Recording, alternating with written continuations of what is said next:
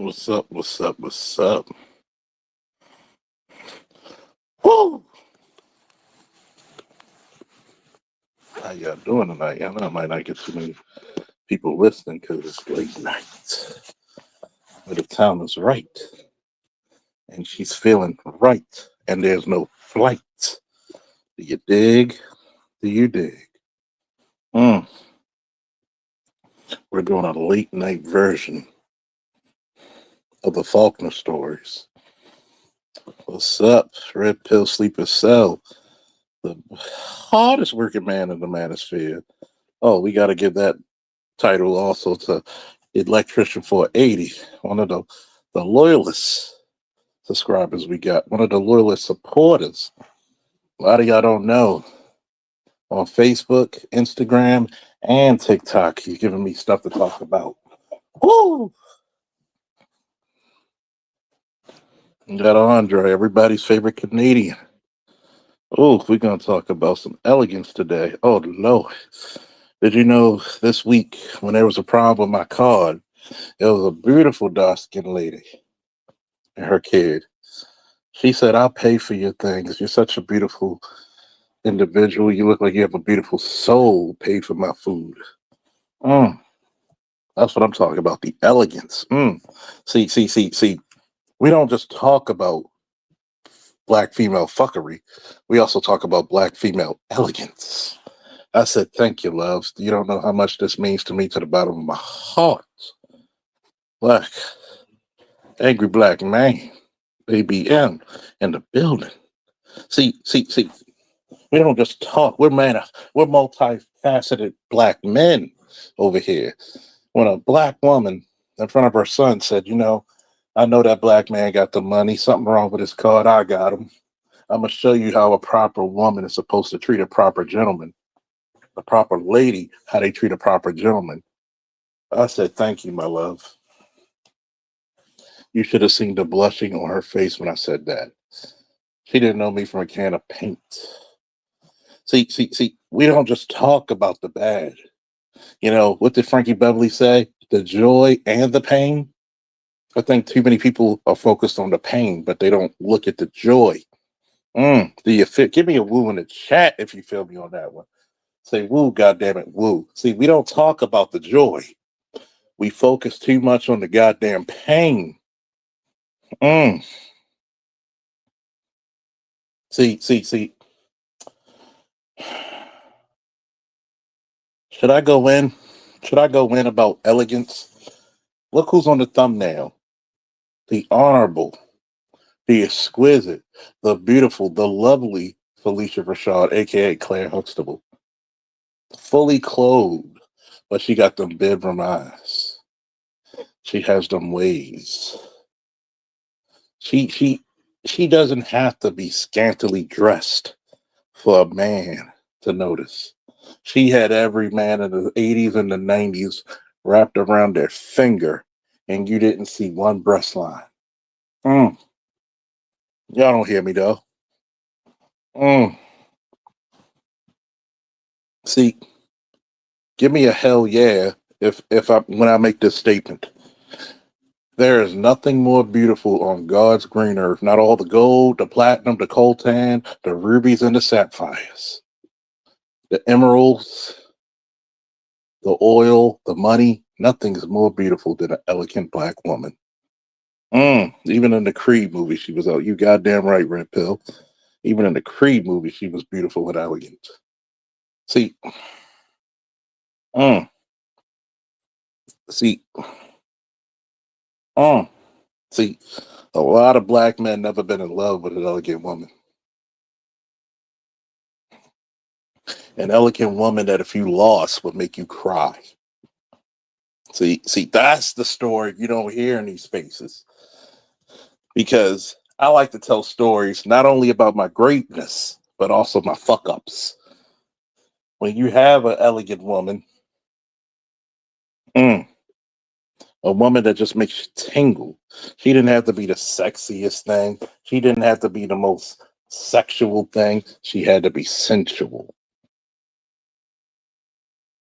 No, no, no. None of our detractors are going to hear this story. None of our detractors are going to bring up this live stream. What happened to it? There's women I say, "How you doing, love?" And they'd be like, "I'm doing fine, my king." Mm, mm. A woman's words could make you feel like Superman, or it could be your kryptonite. I'm going to say it again. A woman's words can make you feel like Superman, or it could be your kryptonite. See, when you got that, that's how you sound when you got that elegant woman. I never said it's every woman, but when you got an elegant woman, mm,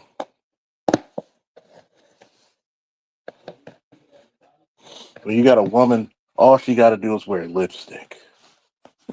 She don't even got to wear that sometimes. But she got to wear lipstick. She just have a way about her. There was a word we used back in the day for women like that. It was called captivating.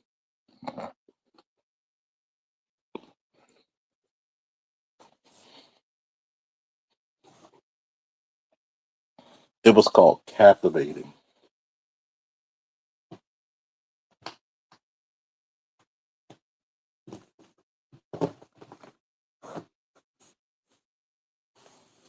Okay.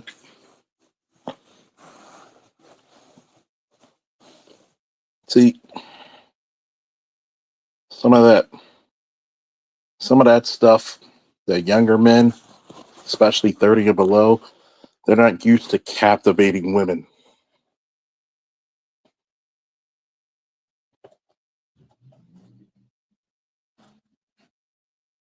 They're not used to women who left something to the imagination from across the nation.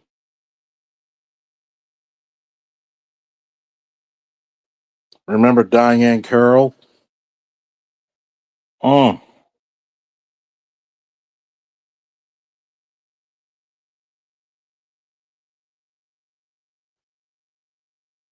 Oh, oh, you ain't gonna hear me though.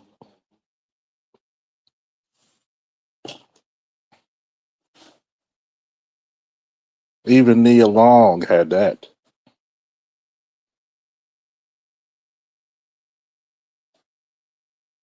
Remember when women were so captivating? You ever met a woman whose smile would brighten up your fucking day? You didn't even have to date her. You didn't have to fuck her. You didn't have to have anything about her. But you ever seen a woman who smiled at you, comforts you, told you that everything's going to be all right? You are greater than the sum total of your parts. Mm.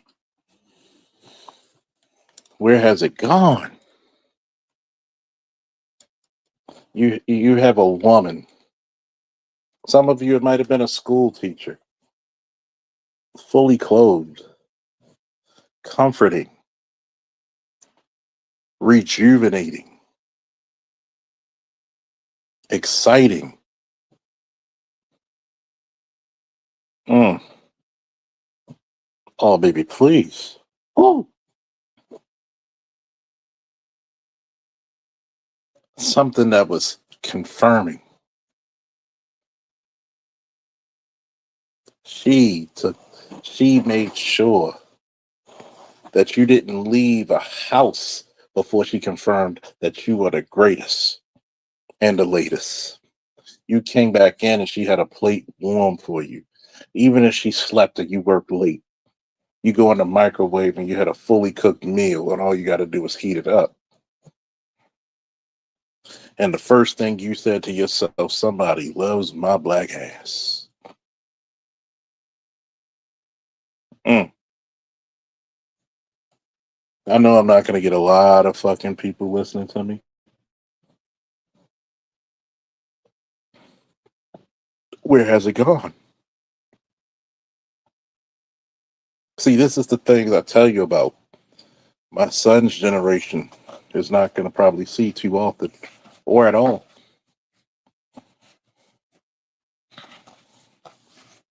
You're short on money.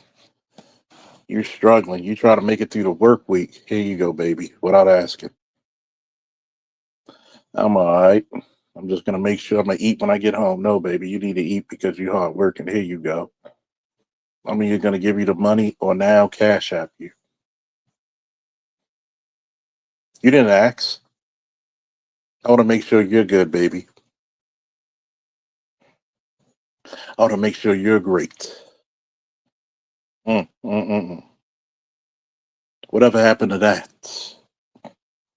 Whatever happened to the woman that says, I'm going to make sure you're good? I'm going to make sure you're great. Because if you're great, we're wonderful. We're outstanding.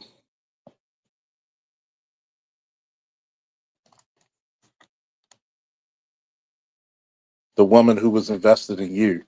I never read comic books, but let me see what you're about. Oh, wow, this is such an interesting art form.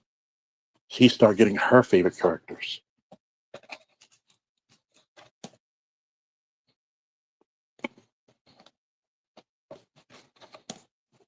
What happened to it?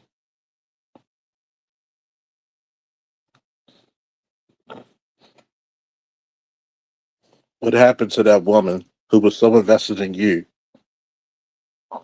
that she says, I want your dreams to come true? You want to get your degree? I'm behind you 1000%. You want to get your certifications in the trade? You're the king.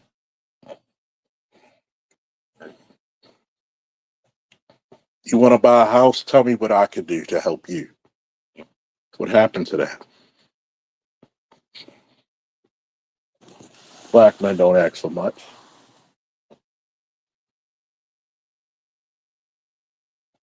A woman that's so smooth, you take out on a date and she passes you. You something's wrong with your card, and she passes you her card underneath the table. Mm, mm. Give me a woo if you felt that. Give me a woo if you felt that. The type of woo that she would not allow you to fail. No matter what the world see, she saw greatness incarnate. She saw masculinity defined. She recognized greatness personified. Mm. She says, I know where you're going, and you're going to take us to the promised land. Mm. That don't hear me, though. 5 people watching, 5 people viewing. Got up to 7, they dropped me down to 4. I don't give a shit. I'm talking that real shit.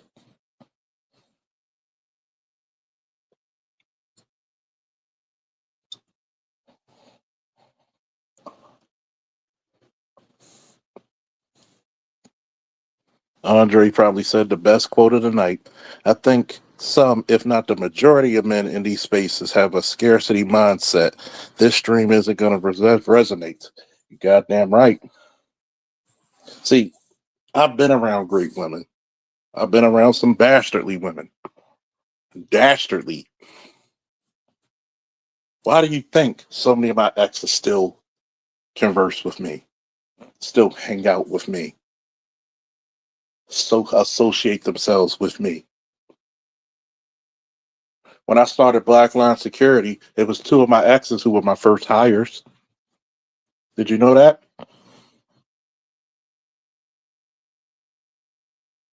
One's a paralegal who delivered paperwork, and she needed to be safe. If I was such a bad guy, she wouldn't have felt safe around me. Do you know the look in her eyes when the guy was being hostile and I pushed her behind me? Mm. Even then, she said, that's a goddamn man. Mm. There's times when women been around me who were my exes or just chicks we were just messing around. I never felt so loved. I never felt so protected. I never felt so appreciated.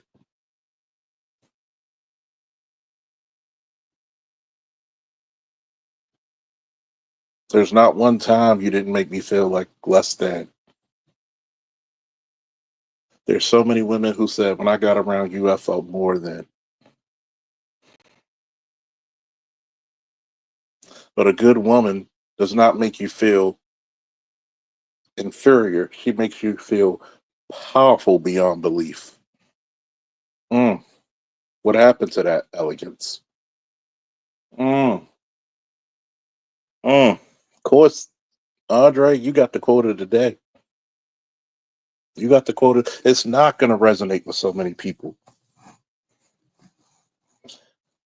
Anybody who's a part of my group, we're multifaceted. We tell the truth, regardless if it's popular or not.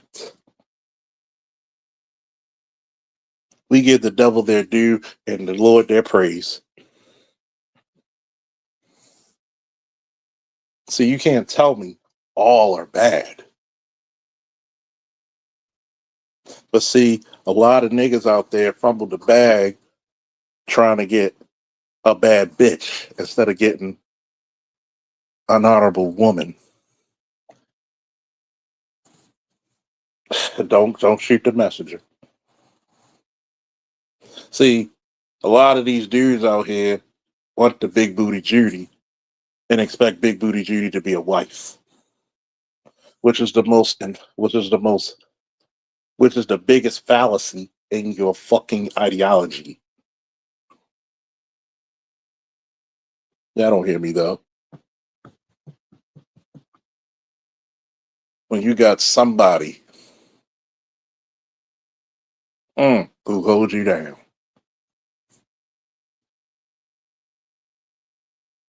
when you got that woman who's sunlight to a Kryptonian versus kryptonite. Mm.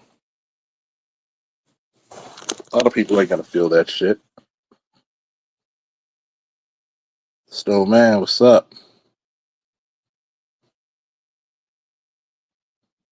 Let me correct that. The majority not. I'm not gonna cap. You right. See, all the women I ever dealt with offered me something without asking. There you go. That creates so much envy and hostility from other men that you don't even understand. We got 8 watching at least. I should see 8 different names at least. See, I know some people are gonna hate watch. Who you simping? No, I'm not simping. I'm just telling the truth. It's not my life that other people suck. It's not my cross to carry, nor my burden to bear. Mm. See, a lot of men versus the boys. Okay, we all had our dick 'em down, dick 'em down, and find, or as we said it in the Baltimore club mix, find them, fuck 'em, and flee 'em moments. And we just looked and we said, "Damn, I might have fucked up a good one." I'm not a monk either, obviously. See, this is the problem. Too many spaces talk about the bad ones that you can't recognize a good one.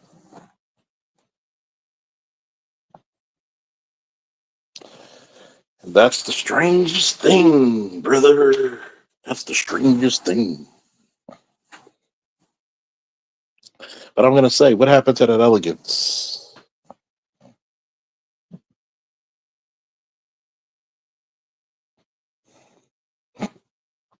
What happened to that concrete that you can build the foundation upon? The women you can send. Oh, you're right. Red pill raging, dry dicks. Yeah, yeah. Talk your shit, fellas. Talk your shit. See. A lot of niggas don't want to hear this shit because we're gonna talk about some real shit tonight. I got my cigars, I'm drinking my liquor, and I'm hanging with my niggas. Yes, sir. See, people don't like to talk. Oh, shit. Cut this in half. Wash your hands. Cut it in half. See, people don't want to admit elegant women. Even at the bad points of time I've been with women, I can name the top three off my head. And it's funny, all of them have S names. They're Sharon, Cherie, Sandra.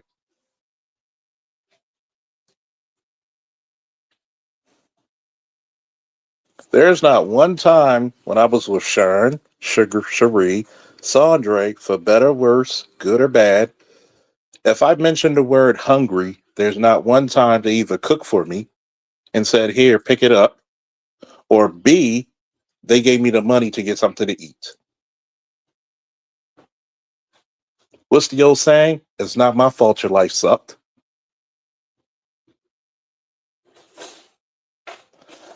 I had women who were willing and able to facilitate. Oh, my knee. I had women who would go to fucking meetings with my son and tell them, we will see. Is that right, Chris? You can speak. Yes. See, a lot of these niggas get salty about good bitches that they don't even know what good bitches are. Because, first of all, the oxymoron of my statement is a good lady is not a bitch.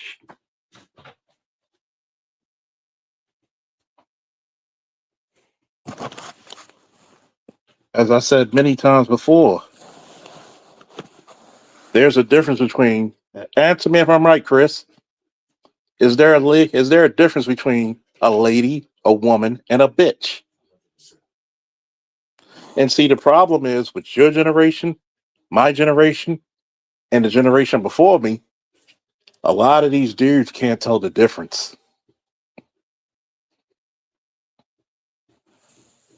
They treat hoes, bitches like. No, you gotta get close because they need to hear this. They need to hear what you're about to say. This is somebody who's 26. Mm, mm. It's somebody 26. They treat them like what? Men nowadays treat bitches like women and women like bitches. And they don't even know what a lady looks like. See, a lady is Felicia. Lady can get a man without showing her skin. A lady can get a man with just a look.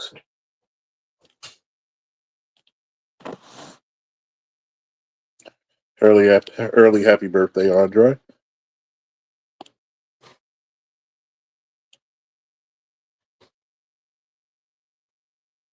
See, there's a lot of draw dick niggas out there, a lot of red pill ragers who invest in talk shit about these bitches. I ain't got no problem talking shit about bitches, but I will never talk shit about a lady. See, let me break this down to you, right? I was with Cherie, and the first time her car broke down, myself and my father and myself came out there to check on her. Luckily, she was parked, and we checked. And I told her, "Don't drive your car until you get it to the shop." Of course, like a modern woman, they don't listen. So one of the times I tell people not to mess with me is when my Ravens play, a good boxing or UFC fight's on, or I'm hanging with the fellas. It better be a damn good emergency. She's in the car with her father. I come up there. Luckily, I got the game on iPad. Took a fucking hammer and whacked it like Mighty Thor on the alternator and cut that bitch right on. Do you know what she did that night? She had 2 plates of food she cooked. Great food. Shrimp, chicken, steak, vegetables, all the fixings, mashed potatoes, macaroni. And she wore heels and a trench coat. And the only thing she had under the trench coat was a smile. See, a lot of you niggas out there, we gonna call a spade a spade. You never had trench coat tenants. You never had trench coat treatment. A lot of you, here's the funny part, Chris, before you go downstairs. A lot of you niggas never got finished with a lady and she gave you the warm, soapy washcloth treatment.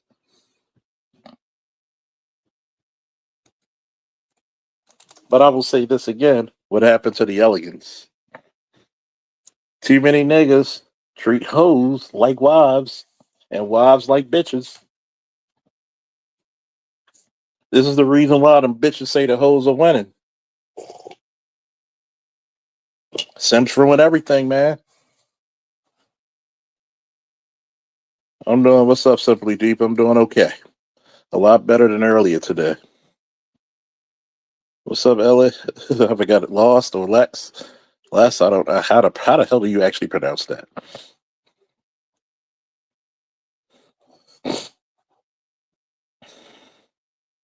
See, what's important is of the black manosphere is to tell the truth and shame the devil. I had my fair share of bitches. I had my share of women, but damn sure I had my fair share of ladies. Whether I fucked it up or they fucked it up.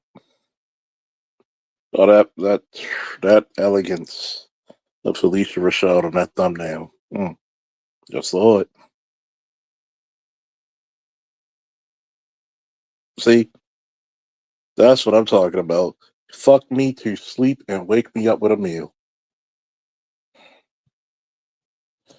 Too many bitches will rather fuck you than cook for you.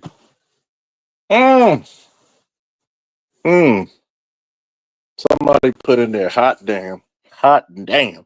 Somebody put that in the chat for Tom. Too many bitches would rather fuck you than cook for you. You know why? Because fucking is free and it's easy. But cooking for a man, this is the reason why one of my goddamn leave you alone moments is when a bitch can't cook for you. It's no different than a nigga who can't change a tire for a woman. It's a labor of love.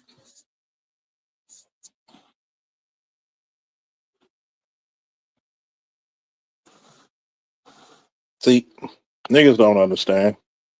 See, when I talk about real shit, I'm not going to get 30, 40, 50, 150 people like I used to before I got shadow banned to listen to this shit. And ABM said most men don't know how to talk to women. Oh, talk your shit, Baltimorean. Talk your shit. See, they don't want to know what a labor of love is. A labor of love is a woman who will cook for you. A labor of love, and there's been many times my room was junky as hell.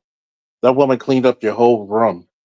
You left out 30 minutes, your room's clean because she's that invested in you. Even if it's just for dick, she was just that invested in you.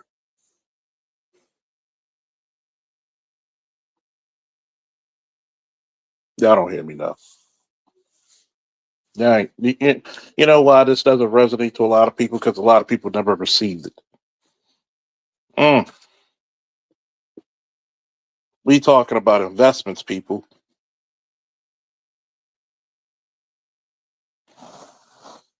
Naaman said, not just cook for a brother, but also take the time to consider what he likes, what type of dietary restrictions he's under. Exactly. See, back in the day, it's not even about good dick. It's about, can you talk to this woman? Any woman worth her shit will be like, you gotta fuck my mind before you fuck my body. You got to speak to my soul.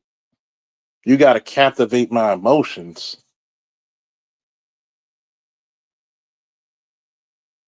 See, good dick doesn't get you just food. Okay, good dick could get you pussy, and pussy's free. See,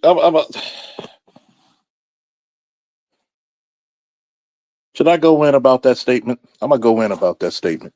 I need some woos in the chat for me to go in. Black pill. I need some woos in the statement to go about this. Okay.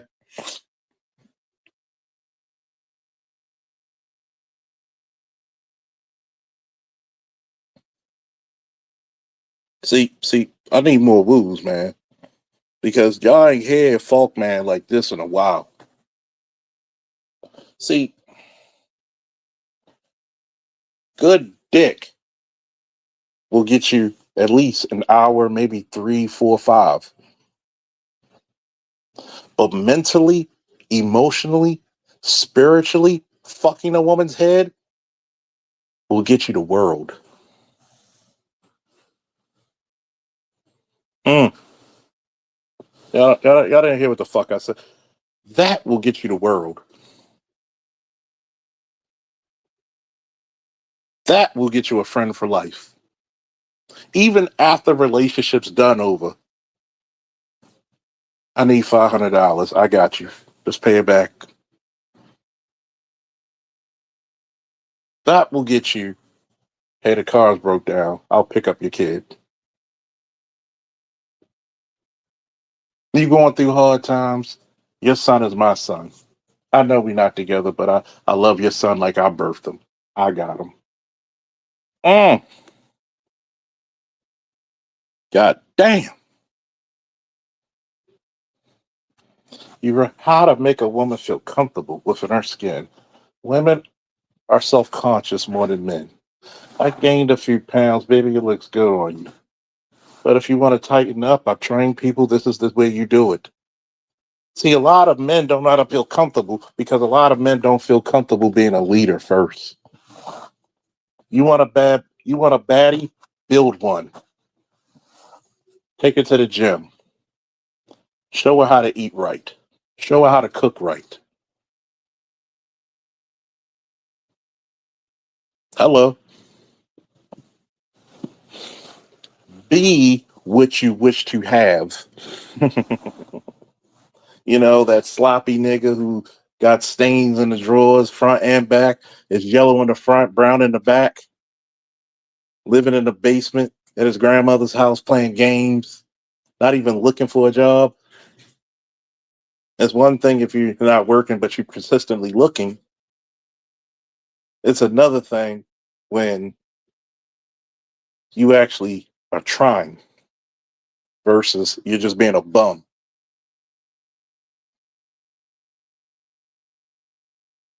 You know that woman who sees more in you than you probably do in the moment? A lot of men never had that battery in their goddamn back.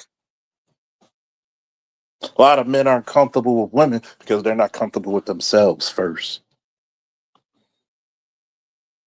Oh, we're gonna burn it up tonight. All Star G, how you feeling, bro? See, a lot of brothers don't know how to be smooth. What did what did Big Daddy Kane say? Even when I drop the mic, I'm still smooth as shit. Mm.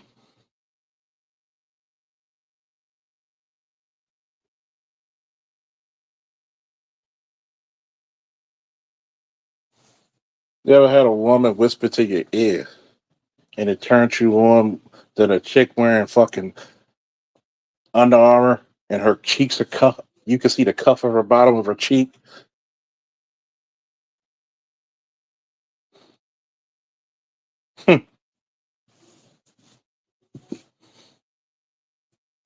What happened to that elegance? Two things happen to that elegance. Women stop wanting to be, and men praise the whores. Shame the devil, tell the truth. Damn, that VSOP brandy sauce tastes nice. What happened to that girl who was willing to go to places you wanted to go? What happened to that girl who says, well, I ain't got to go to a restaurant. You bring the cooler, you get the wine and the liquor, I'll cook the food. You bring the blanket, baby. What happened to the women that took pride in cooking for their man? That said, what happened to the women that said the best way to a man's heart was what? His stomach. Labors of love.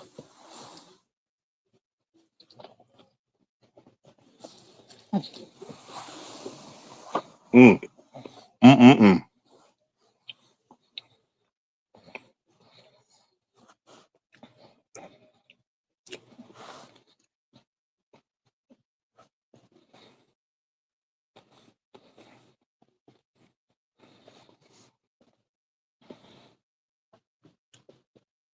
This is the reason why a lot of modern chicks don't like Anita Baker.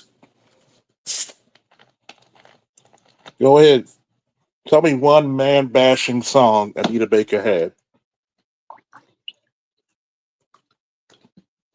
Tell me. Go ahead. I dare you. Tell me the one man bashing song Anita Baker had. This is the lady who made a song said, I apologize.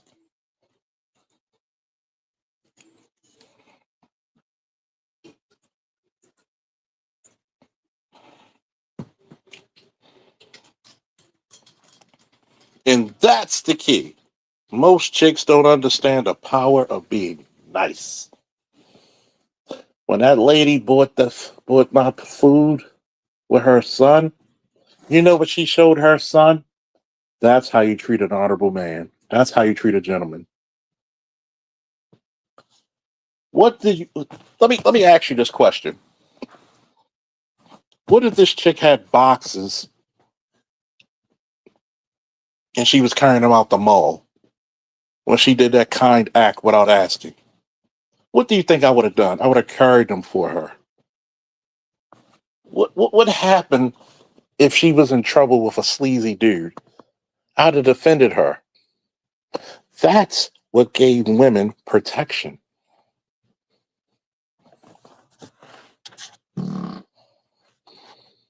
That's what gave women protection.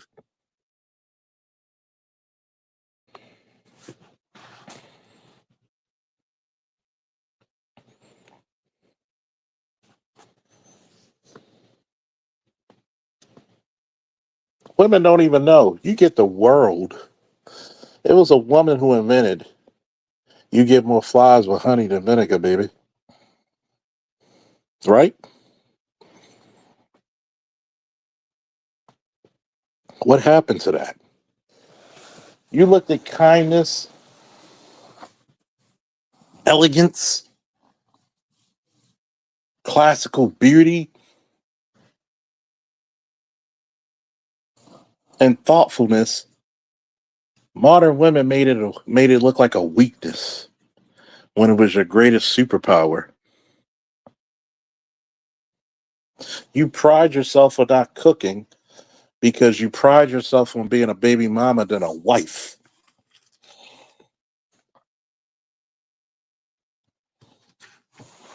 Mm. And too many simp niggas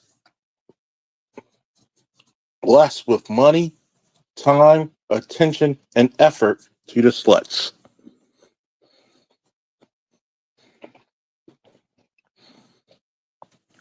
What's the old saying? Men like sluts, but we ain't trying to marry them. Mm. Y'all don't even get what the fuck I'm saying.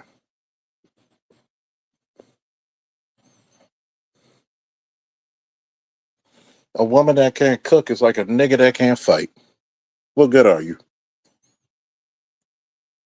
I'm gonna paraphrase Shahrazad Ali. A woman was in charge of the nutrition of the family. You were the ones who made sure the family was healthy through your labor of love of nutritious cooking. You didn't see fat people when women actually cooked home cooked meals. It was hearty, it was nutritious, and it was out of love and kindness. It was thoughtfulness that won the day. Just like the family was protected by the man or the husband through his diligence, through his strength, his power, his respectability, through his honor. Which I don't hear that. But we going around here with a bunch of red pill raging motherfuckers.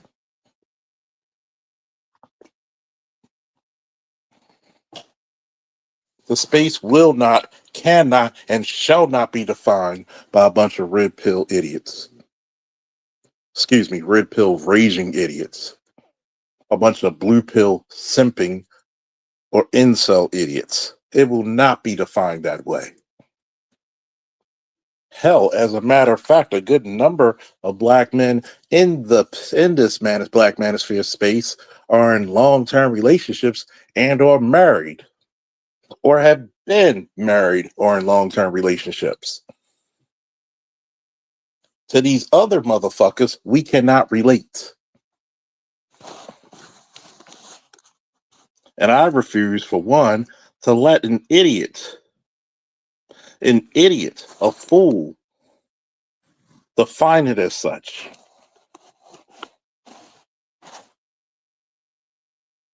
And have children. Thank you, Red Pill.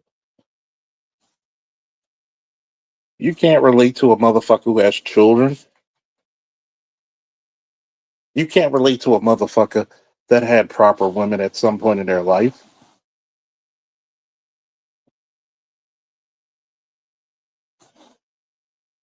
This is the moment where we got to thin the herd of some of these red pill ragers. Fuck that bitch. Only if she's a bitch.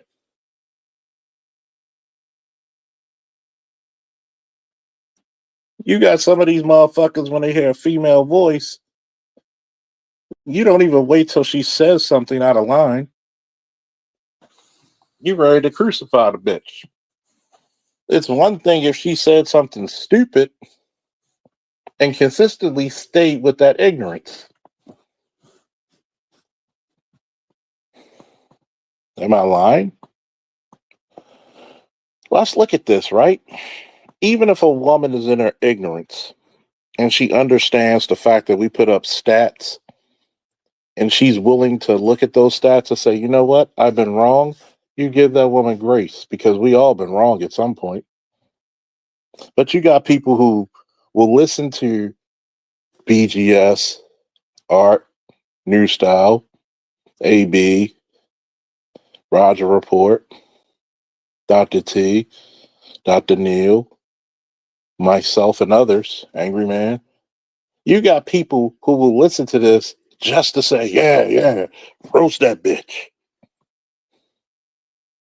But will never give praises to the women who are actually doing the correct thing, whose attributes shine over things. Mr. Z, you will listen to our shit when we talk about the negative women, but you're nowhere to be found when we talk about the positive ones and how to build more of those. We'll never see those type of niggas.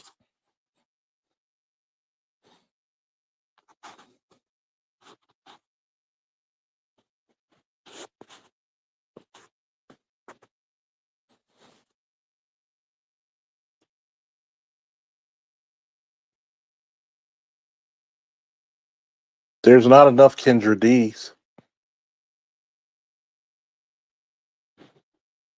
There's not enough Toyas. But y'all will praise the whores because a lot of you niggas, what? Y'all just want to fuck, which is nothing wrong with it. But guess what? You can't. A lot of you niggas will fuck a bitch and get enamored by her, and then you want a whore. You trying to marry a whore.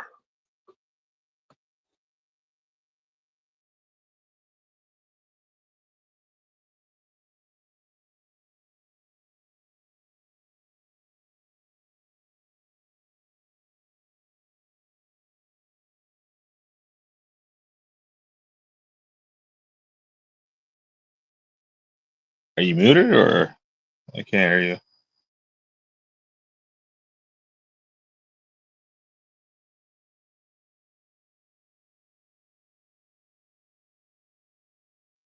I don't know if it's just me. I can't hear anything.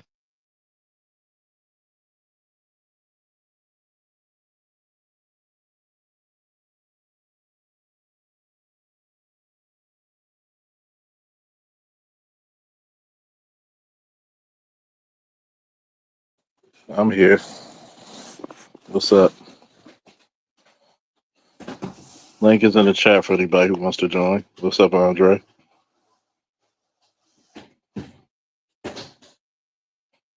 Oh, I was just double checking that it was working. See, Yeah, I a feel you lot on of that. a lot of niggas can't talk about the good times. Yeah, we had some fucked up times. Even with some of my exes, some of them were fucked up. But some of the most beautiful moments of my life was with some of these women. And I could tell what did you say, the joy and the pain. That's why so many of my exes still keep in contact. Hell, some of them trying to figure out how the fuck can we get back together. Yeah, I'm gonna keep it a buck with you, right?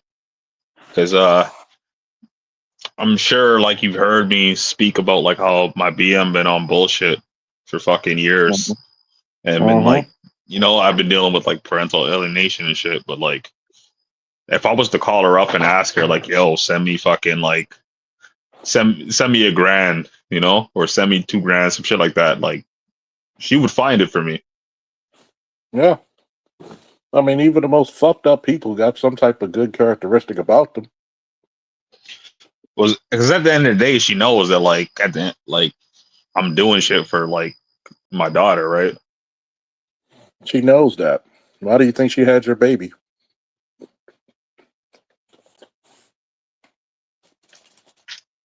Yeah, At that's any true. time, at any time, she could have aborted the baby without your say so.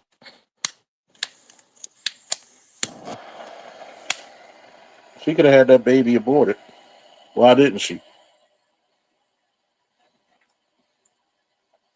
Is it fucked up that she alienating the baby from you? Of course. Well, I have mentioned to BGS just in his chat that now it's kind of good for me because as much as it's fucked up, like she went and like had another kid earlier this year, right? So I'm just like, yeah, it's kind of fucked up, and obviously I'm gonna feel some type of way. But at the end of the day, like what I came to the conclusion of was that now her hands are full, so I could have more time with my kid. You know what I always say? Like Hillary Clinton once said, never waste a perfect catastrophe. Exactly, right? Even though I raised my Because son, even though I raised my son predominantly, guess what my son's mother had to realize? what's that? How good she had it. The other dude, he had a kid, 2 kids, 2 years by. He had to get his shit together. He became a decent dude. But she's like, damn, you did all this predominantly. I gotta respect this man.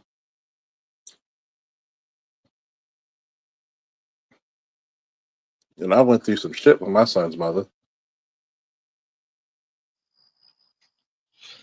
Yeah, I like could have I could have easily filed for child support. Could have easily filed for child custody. But like most men, I'm like, you gonna be good to your child or not? The fuck? I'm not gonna waste yeah, my time. exactly. Because Because Dr. T just did a stream. I don't know if you. Well, I think you were in the chat for that for Dr. T stream you just did. No, I wasn't there. Yeah. So I mentioned in the chat, I'm like, I moved across the country, but like, I'm still taking care of my kid, and I'm still video calling her and shit like that. You know. Yeah, that's why Shit, I when was gonna people go ahead, good. finish. I was gonna say like even last month, like I was gonna fly her out here, you know, Yeah, and like I was gonna pay for her mom's fucking ticket too. And the only reason why I was gonna pay for her mom's ticket because like it would have cost me, like I would have had to take 3 flights. I would have to fly there, fly back, and then fly, you know, and actually maybe that's 4 tickets. Actually, now I'm thinking about it, you know, yeah. 4 tickets to fucking pick up my kids. So I'm just like I might as well just pay for you. So think about this, But right? This is mhm. what the shit guys like Charlie Kirk. You got a next namer. All right. Black 2/3 of black men alienate their children. If the motherfucker could just do a quick Google search, you would find out. And yes, we know he's deceased. He's no longer with us. You would find out a quick Google search that black men are predominantly the most involved fathers in the world. Not just the United States, the world. Men in Africa don't spend that much time with their children like black men in America do. That Hispanic doesn't men make them don't. less committed to their children. And I'm not saying the commitment, but guess No. what? When you found out how committed black American men are to their children, it's because guess what? The significant lies that are told against black men. Guess what? Mm-hmm. There are times when black men been in knockdown, drag out fights with their women. Shit. They still take care of their friends. They still take care of their children. Don't forget about the legacy of slavery, bro. Don't forget about the Mhm. legacy of slavery, because remember, when you guys were still under slavery, the one thing a father could not do was protect his children from And anything like here, being sold off and whatnot. And that and here, fear has been passed on through generational trauma. oh yeah. And here's another thing about historical facts.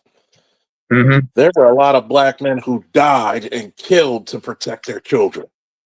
Damn right. Hell yeah. But they don't talk about that.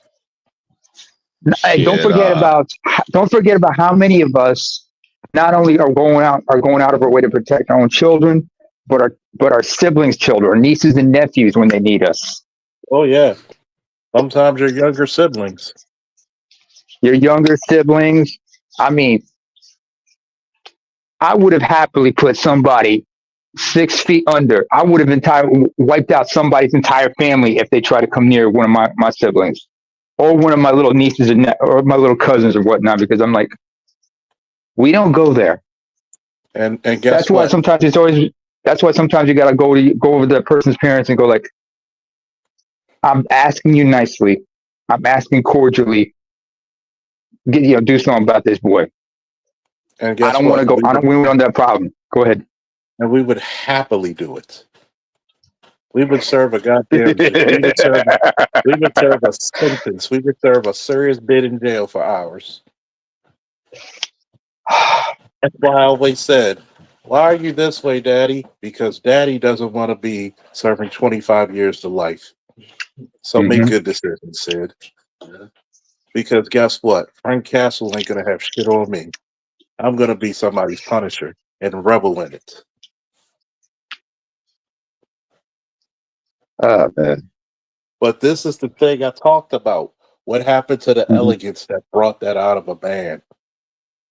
Your women and children are only as free as the respect and fear your men can invoke. There's a reason why the Klan doesn't have rallies in your major cities anymore. Because the men are there to put a stop to it. Because the men put belt to ass, foot to ass, knife to ass, billet to ass. Shit, we believed in that defend ours against enemies, foreign and domestic, a long time before the white boy did.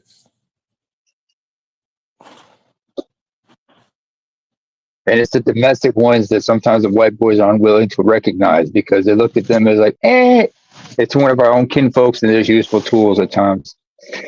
Andre, That is one you of the got two biggest of you up tragedies. here. Yeah, get rid of the Andre, other one there. The one that says it's okay. muted. Get rid of that one. Mm-hmm. What, you log on So, two different devices? Nah. Like I moved to a different province, and I'm using my old No, no, service. no. That's not what I said. I asked if you logged in on two different devices. No, it's the same device. Like I said, I moved to a different province, so I'm using my old service provider from my last Uh-huh. province. So fucking the service is shit over here because they don't have enough like towers or Okay. whatever. So yeah. and this is the part where the Okay. elegance was beautiful. I showed some 20-year-olds and my godsons an hour before I start the stream. This is Felicia Mm-hmm. Rashad in her prime. You can't even see her breast line. And she was one of the Or most cleavage, beautiful I women. think. She was one of the most beautiful women on God's green earth.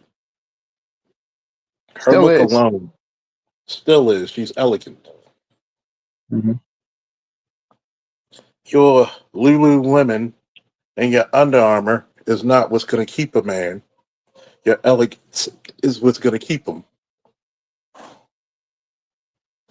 And a righteousness. Because Mm-hmm. you know what kept me from being enraged? Because when I had my red pill rage, what kept me tempered was the fact that I was listening to Black Phillip.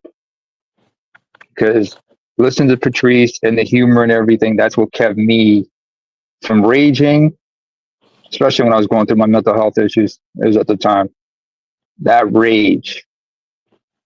And I could have done a lot of destructive things with my rage. Try to keep it a little bit limited, but that rage is what was tempered through Black Phillip. Unfortunately, there's some people who like dismissed it like Patrice was a source of red pill rage. No, he wasn't. If you took the time to listen to what's going on, because people was like, yeah, but there was a lot of anger in that show. No, there was righteous anger. But what they don't want to admit was there was a lot of especially when it came to some of the women who were on the show, there was a lot of antagonizing, a lot of double talk, backbiting, trying to like shift the goalposts, gaslight some of the men in that show, all the passive aggressive shit they were doing, What's and one of that the exposed them. And a lot of dudes, when they listen to it, they're like, I know a bitch like that. I know and a you know woman what who talks just like that. and you know what the first thing you have to do to have righteous rage? You have to be Be right. righteously wrong. You have to be You right have to and be know you've right. been wronged. And this is the You have to be reason right. why. What's one of the greatest biblical examples of righteous rage? I can think of the destruction of Sodom and Gomorrah. Uh, what was it? What was the name of was it Jacob had one of his daughters violated, even though she was told not to venture someplace else. She got violated, and then when by by a member of a prominent family, and when the family asked for her hand in marriage, Jacob accepted, but only under the condition that all the men get circumcised. And then afterwards, all the men in Jacob's family took out those men, including the bridegroom, excuse me. Mhm. And then one of the other They were greatest, incapacitated from the circumcision, by the way. That's why they couldn't fight. yep, yep, and one of the greatest stories of righteous anger. Mhm. You ready for this? The Macadamia surge. Yep, one of the greatest biblical stories of righteous anger. You ready? Okay. Was Jesus in the temple? Am I Knocking lying? over all the changes at Passover because the money lenders were in there, defiling the temple. You're And what defiling did my he do? father's house. And what did he do? Flipped over the He tables. he Flipped. he got some switches, banded them together, and started putting belt to ass. See, people People don't like to say that Jesus kicked some ass. But what did Jesus do? He He kicked whooped some major ass. ass. Because if you make it a whip ain't there to intimidate, it's to whoop ass. Masada. We take ourselves out before you take us out, Romans. Oh, since you brought that up, I actually had a one-on-one with Dr. Thunder. You know, Dr. Thunder is an Orthodox Christian. I had a one-on-one with him, and Mm-hmm. I told him like one of my like amongst other things, but one of my main gripes with Christianity is the whole turn the other cheek shit. And what he told me was that, did you know that Christ had a sword? I was like, shit, I didn't know that. Yeah. Like I could rock with him now. Peter The had a Prophet sword. Muhammad had a sword. He cut off a nigga ear. Peter cut off a nigga ear. And what's Peter Nah, famous for? he told me Christ had a sword. I'm like, shit, I didn't know he God, had a sword. what did he say? I come back. I'm coming with an olive branch, but when I come back, I'm coming back with what? A sword. He come back with the steel. Because he understands you come in peace, but that doesn't mean you're going to come in there unarmed because remember the Ten Commandments would say, "Thou shalt not murder." It didn't say, "Thou shalt Mhm. not kill." That's a It's a mistranslation of the Hebrew. it's a Secondly, mistranslation. Thou shalt not unjustifiably kill. Guess what? God yes, condones killing to protect your life, your family, and your country. and war, and also killing in the name of survival, especially if you're hunting. Because Mm-hmm. you ever seen like old traditional hunter gatherers, Mm-hmm. like the Khoisan, like the San people, the Bushmen, when they hunt an animal and it dies, what's the first thing they do? Or Native Americans, what they do when they kill a hunt, when they kill, They they they thank pray the over animal it. for its sacrifice. They pray over it, They- thank the animal for its sacrifice. because here's the part about it. You Hmm. can't be righteous unless you're what first? Right. Right. You You can't do be things the right elegant. way. You can't be elegant unless you're what? Righteous. Notice, I'm not going to get a lot of views on this one because I'm Oh talking yeah, about a subject a lot of niggas are going to be adverse to. oh yeah. Back to that subject, Charles. Like I mentioned in the Hmm. chat, low key, one of my favorites. That's a chick with glasses. Like I don't know, it's something about that, because they got Everybody a wanted lot. that. Everybody lusted after Daphne, but everybody really wanted to be with Thelma. Yeah. What's up, ABM? Be Maybe more yeah. in the How you doing, good house. brother? What's Oh, good? that's good, fam. Oh, by the way, Charles, your point about what happened at the olive branch just before Jesus was betrayed by Judas. When Peter Mm-hmm. cut that man's ear, what did Christ say to him? When he reattached that man's ear to his head, he said, "You live by the sword, you die by the sword." Mm-hmm. You Some got to people be a do not good. understand what that really means. It means you, whatever, if you're going to go this route, you better make peace with the fact you're going to have to deal with the consequences that go along with that route. So Mm-hmm. you have to be willing to pay the price for what that does, for what it means. Mm-hmm. That's why, I mean, you see so many people thinking that's why there are no cheat codes in life. Life is not a video game. There's no reset. There's no restart. There's no cheat codes like that. Why do you think he said, "Blessed are what? Blessed are Blessed are what? those. Blessed are Blessed are those the who are. peacemakers. Blessed are the peacemakers. Blessed are those who are persecuted in my name. Blessed Blessed are the who are those. peacemakers." You Mhm, know what that meant? Bless the people that protect other people. mhm. You know, Defend the weak. What's another name for law enforcement officer? Peace Protector officer. of the peace. Peace officer. Just like the Jedi. We're defenders of the peace, not soldiers. Because no matter what my title would be, even when I was Hmm. still with the department, my main goal was to protect and preserve life in peace. Even if it meant protecting a life, it may call for me to take one. Even to this day. Once an officer, And always an officer. You graduated from the school. mhm. Once a Be part of soldier, that always a fraternity. soldier. People can't say I'm lying. People can't say you didn't go through the harshness of being a cop or a soldier. Shit, check my credentials. They're public knowledge. Nobody's willing to do it though. Nobody When wants to do the Cynthia G, research. when Cynthia G tried to denounce my being a peace officer, I told her I will gladly send you copies of my graduations. You don't even have to see me in uniform. I will show you the articulations of what my fucking, which is hanging up on my wall right now. Hmm. You Tell can see Cynthia it. G to show. Tell Cynthia G to show. Tell everybody where she went to college. Exactly. You see those? You see those? Oh That's not man, even half. a cop. That's not even. That's not even half of them. Okay. Nope. U.S. Respect military, the man, his Baltimore police. credentials, and his accomplishments, But I will say this. I will say this about righteousness.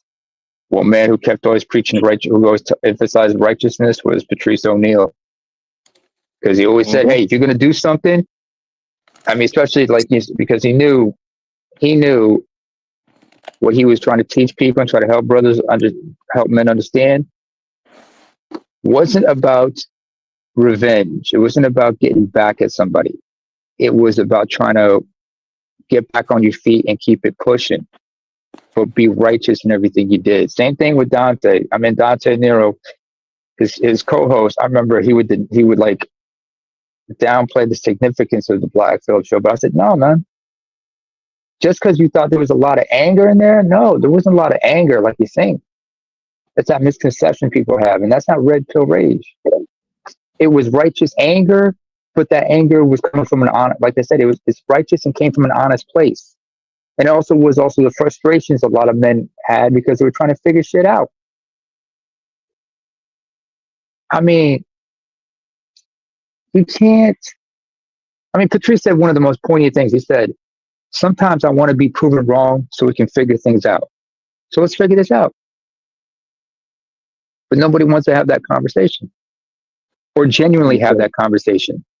Because it's like a conversation today. What happened to the elegance? I know ABM when he got up here. You want to talk about that ABM? What happened to the elegance? Uh, what happened to the elegance?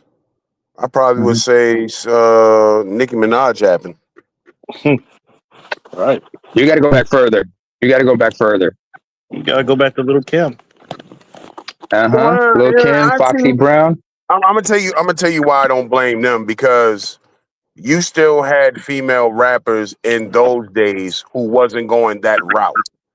True. Foxy Brown wasn't even really hardcore slutty, honestly, when she first came out. Nah. And everything Foxy did was basically what the label told her. She told you that. Mm, See, yeah. Kim, when Kim first came out, that was her gimmick. Okay, she's the raunchy chick. All right, cool. But you still had other rap chicks who wasn't doing that. Even the R&B chicks back then wasn't. Listen to the R&B today It's versus the R&B non-existent. in the late 90s. You ain't even got to go as far as Anita Baker. Go to the R&B in the late 90s. Compared to today, it's two totally different genres now. Yeah. They SWV don't and sing Vogue, about they were relationships. elegant. They don't sing about, okay, like for example, Mm-hmm. Mary J. Blige, right? Uh-huh. Queen of R&B hip hop, right? Mm-hmm. Mm-hmm. Now compare her to SZA. Oh God. Uh, You see what I'm saying? Yeah. mm-hmm. Once You, the turn of the millennium came, that's when all of this raunchy shit started. It's been a spiral ever since 2000 yeah. into what 20. we have today. So these chicks now, all these little girls, these chicks nowadays, they copy television. They don't even copy their fucking mothers. Mm-hmm. They copying what they see on social media. Like I was on Twitter one time and I saw this. I was looking at this video that Meg had posted, and she was babbling about something. She was in her house drinking a smoothie, and she was just babbling about some nonsense. And I was reading the comments, and this one girl had said, "These rap chicks today are glorified influencers." And I Yeah. said, "Holy fucking shit! Wow. That's spot on." Yeah. So these chicks nowadays, bro, they're just copying what they see on social media. They don't know how to talk to men. No. They don't know how to deal with men. That's why everybody's complaining. Oh, these niggas is broke. No, he just don't fuck with you like that. Yeah. Because Everybody know men don't. When a man likes you, he has no problem giving you shit, buying you shit, helping you with something. You Mhm. don't have a man helping you with something because nobody likes you. yeah. And if you do, you just take them for granted and not show any appreciation. If somebody do like you, that you're gonna find a reason why you don't like him. The nigga beard wasn't big enough. You know, he's too short. I don't like his What? car. It's something stupid like that. But the guy who would Trivial. never give you a dime, somehow Mhm. that's the nigga you head over heels in love with. And you know it's not gonna fucking work out. But you're gonna chase him anyway. That's the ass backwardness of society today. These chicks, you don't know how to talk to men, you don't know how to deal with men.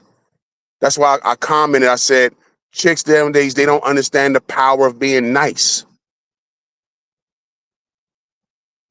You be nice to a dude and see what happens. You remember AB? You remember a chick named Shanice back in the early '90s? Yeah, I remember. You remember her hit song I like your smile? Yeah. A woman liking a man's smile and she smiles back. Whatever happened to that? No, but they prefer men just mean mugging and everything. I remember it was when Tavis Smiley had a State of the Black Union in New Orleans, and you saw Dick Gregory just go off, and he called out black people saying, "What are you hoping to accomplish by always mean mugging everything? You're in no position to intimidate people. What's this hard shit? Stop putting up a front and be your fucking selves." The problem is everybody is so afraid to be nice to each other because they're scared that other person is gonna fuck them over. And men and women both do this shit. And how to be. And That's why we don't know how to be cordial. it's Mm-hmm. weird because everybody still wanna have sex. So you got to deal with each other, but you can't be nice to each other. This is why you have all this complicated discussions about dating and Mm-hmm. what's an acceptable date and how much you should spend on a date and all this dumb shit because you're so afraid to be hurt that you feel like you have to accomplish something by a fucking dinner date. Dog, I remember I used to take chicks to fucking Applebee's for crying out loud. Nigga, I never like. I don't know. I've never taken a woman on a date that I haven't hit before. Listen, dude. I've never taken anybody on a date that I didn't like. Exactly. Shit. If you don't like her, why are you taking her out on a fucking date? I mean, I'm just saying That's two why I said people. like I never. That's why I was saying I never took a woman on a date I never hit before. Two people Mm-hmm. having a meal should not be that fucking complicated. That you have a podcast and that's the fucking subject of the podcast. That's all you're ever going to talk about. No, Shit. I'm gonna tell you Here's what. something real quick. Yeah, go ahead. Y'all go ahead. I'm gonna say this real quick. Mm-hmm. Like, it's a damn shame that when that girl did that for me yesterday, And I said, "Thank you, love. You didn't have to do that." She was like, "No, I know how it goes. Sometimes your card's messed up." And she did this in front of her son. You know what she said? You know what she just proved to her son? This is how you treat a man. This is how you should expect a woman to look for you. When she sees the honor in you, the diligence, the hard work, bless him. What do you think by that Mhm. kind gesture if a man came up to her being sleazy in front of her son, I would do? Ooh, Bruh, leave them alone. Go about your business. If he wants Mhm. to take it further, he's going to regret it. Like That's the power. sorry. Go ahead. No, you continue. My bad, bro. That's the power of being kind. When a woman's elegant, I've never seen an mhm. elegant woman change her tire. Have you? I wish AB Media is here because we need the soundboard. But some women they don't want you to take. They don't want you to change their tire because I'm independent, or they're scared you're going to use that. You're going to hang that over their heads, No, no, no. which is absurd. Every woman wants you to change their tire. They're too afraid to ask They swaggy because Like bag. I'm like, they the don't fuck you doing? understand. They don't understand what it Hmm. means to have a gentleman around them. They don't understand. They don't understand how it fits. Do you know how many times, even off duty, I'm coming off of work, getting some gas or some air. There's a lady in front of me trying to put air in her tire.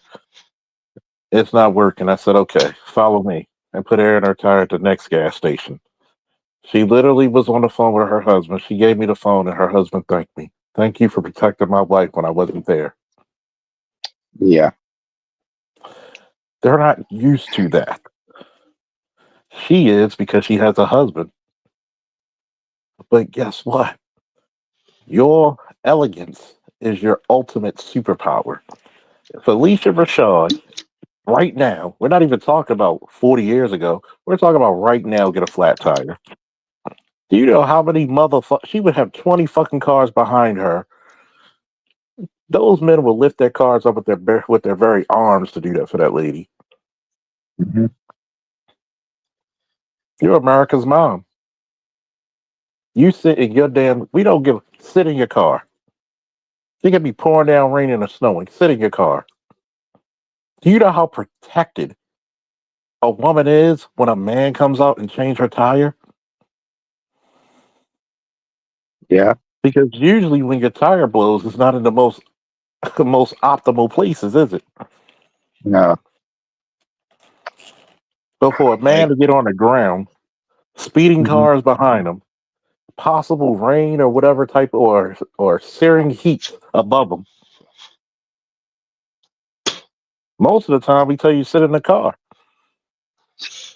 or sit in our car. Hmm. Here's another example. Say you're wait, walking. Okay, you want to go away, Andre? yeah, I was gonna say real quick. So like, I was just told Hmm. yesterday that like I'm too intense.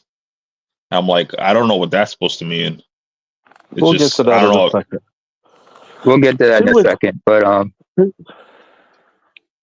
But wait. What does she meant by too intense? In what way did they say you're too intense? No, just like the vibe I give off, kind of thing. sometimes, sometimes you got to get. This is the part where older men coach you. No, I ain't saying like it was a bad thing because like I fixed all of that. I'm just saying Yeah, like she was saying that because she ain't used to talking to a dude like me. She used to talking to like like losers. then that's what you got to understand. Something people usually don't date above their confidence level. Or People intelligence? or intelligence or their class. Most people don't. Hmm. Women try to date up. They think they're dating up, but they really don't go too far. Men always know they got to date down. I can only date what I can afford. So when you think about it, right? Some women might say I'm intense and I'm calm and I'm just truthful. The one shorty I'm talking to now, there's hard conversations we have about her past that I have to say she even had to admit. And I give her credit because this is how I started out with her. We already know you pretty. We already know you're attractive. We already know you're attracted to me and I'm attracted to you. Tell me your flaws. She said, I had to learn the hard fact that I emasculated my ex-husband. I had to learn the fact that it took two people to ruin our marriage. To ruin our marriage. I had to learn that I was resentful. He might have fucked So up as well, but I had to learn my resentment. And that wasn't fair for him because I'm supposed to be the one through thick and thinner, through sickness and health, till death do us part. He is ride or She had die. to, she had to learn that unlike most of the women you meet, a lot of women lost their forever person. yeah, Yeah. it's funny. Like the chick that was telling me that I'm too intense. Like this is a chick that because like I said, I just moved across the country, and this was a chick that I used to Hmm. talk to. Last time I talked to the chick was like over 10 years ago. You know, and like she ended up like being with a dude for over 10 years, like same like me, but her dude got deleted. Hmm. And she telling me I'm too intense. I'm like, your dude got deleted. Like that's what I'm thinking. I'm like, what? The reason why I keep talking about you too intense is because you're being something that she's not used to being with, and that's somebody who's telling her the truth. Exactly. Somebody somebody that's telling Raw her out the the truth. ass. Raw And and I'm out the ass. Truth. and I'm telling you, like there's some things I tell people. I said, look, maybe it's my 40 plus wisdom kicking in. I had to tell this to an ex of mine. I went on a date with these two guys, and one was they're both like computer engineers or somewhat, but they were socially awkward. They were shocked. They said, "Wow, I wish I could randomly talk to people like that." I said, "Shorty, number one, I'm going to tell you two things. I'm rare. I'm one of the most intelligent people you know. I'm not socially awkward. I can talk to people. I can hold a conversation about hood shit and intellectual shit. I spoiled you. You finished your degree. I didn't. How? I helped you with yours. The funniest part about the shit is this. When you got a guy who's multifaceted and you go to other men, there's always going to be a lacking from those men to what you had. And I said, let's keep it a buck. Those men are not your cup of tea. You're degreed, you're smart, but you're still a girl from Park Heights. If this guy's from Owing Mills, from a sheltered family and an educated family, y'all don't connect. And I asked her, could you be with a guy who's socially awkward? She's like, yeah, no, you can't. No, you can't. Because it would Now irk that's you. some bullshit. I said it would irk you because you're not raised that way to see him as functional. Because if it was, you wouldn't say he was socially awkward to you. That's the bullshit. I said, cut your bullshit. You even asked me one time, why am I different? And you were like, oh, you went to private schools when you were younger. Oh, that's why. You're not used to that type of dude. I said, who you had babies by? Your ex husband and your daughter's father, God rest his soul. He was a hood dude. The other one, to all intents and purposes, rebounder, who got to marry you. A mama's boy, severe Mm. mama's boy. So you're not used to that type of guy. You were enamored by their degrees, but just because you have a degree does not mean you mesh.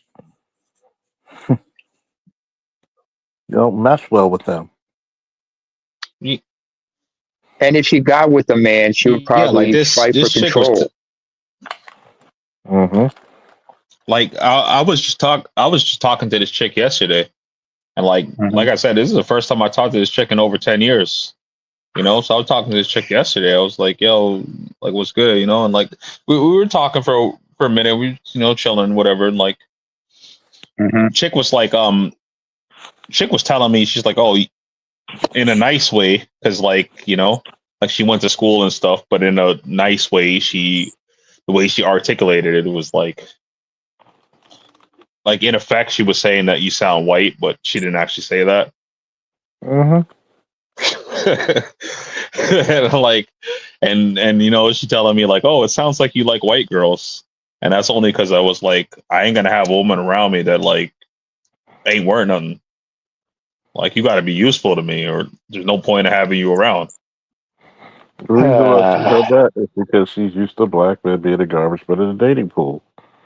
You're supposed to take your I'm recently divorced, got 5 kids, and every man should want me. Bishop Bullwinkle, hail to the nah.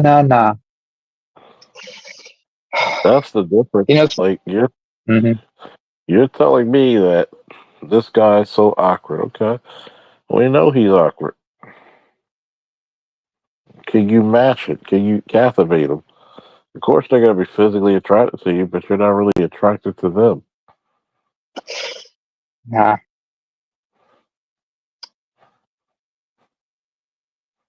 And this chick tried to be like, oh, ew, you like anime? I was like, I don't give a fuck what you think. Like, what? Mm-hmm. But now look at it anyway. It's mainstream. Shit. That's because a lot of women are boring. Mm-hmm. Thank you, Patrice O'Neill, for that one. Oh yeah. We don't Like like one you of like that. one of the things that I learned from the space is that I don't Hmm. I don't deal with women that don't have hobbies. Uh, because if your hobby is me, then you up Shakespeare Creek without a paddle.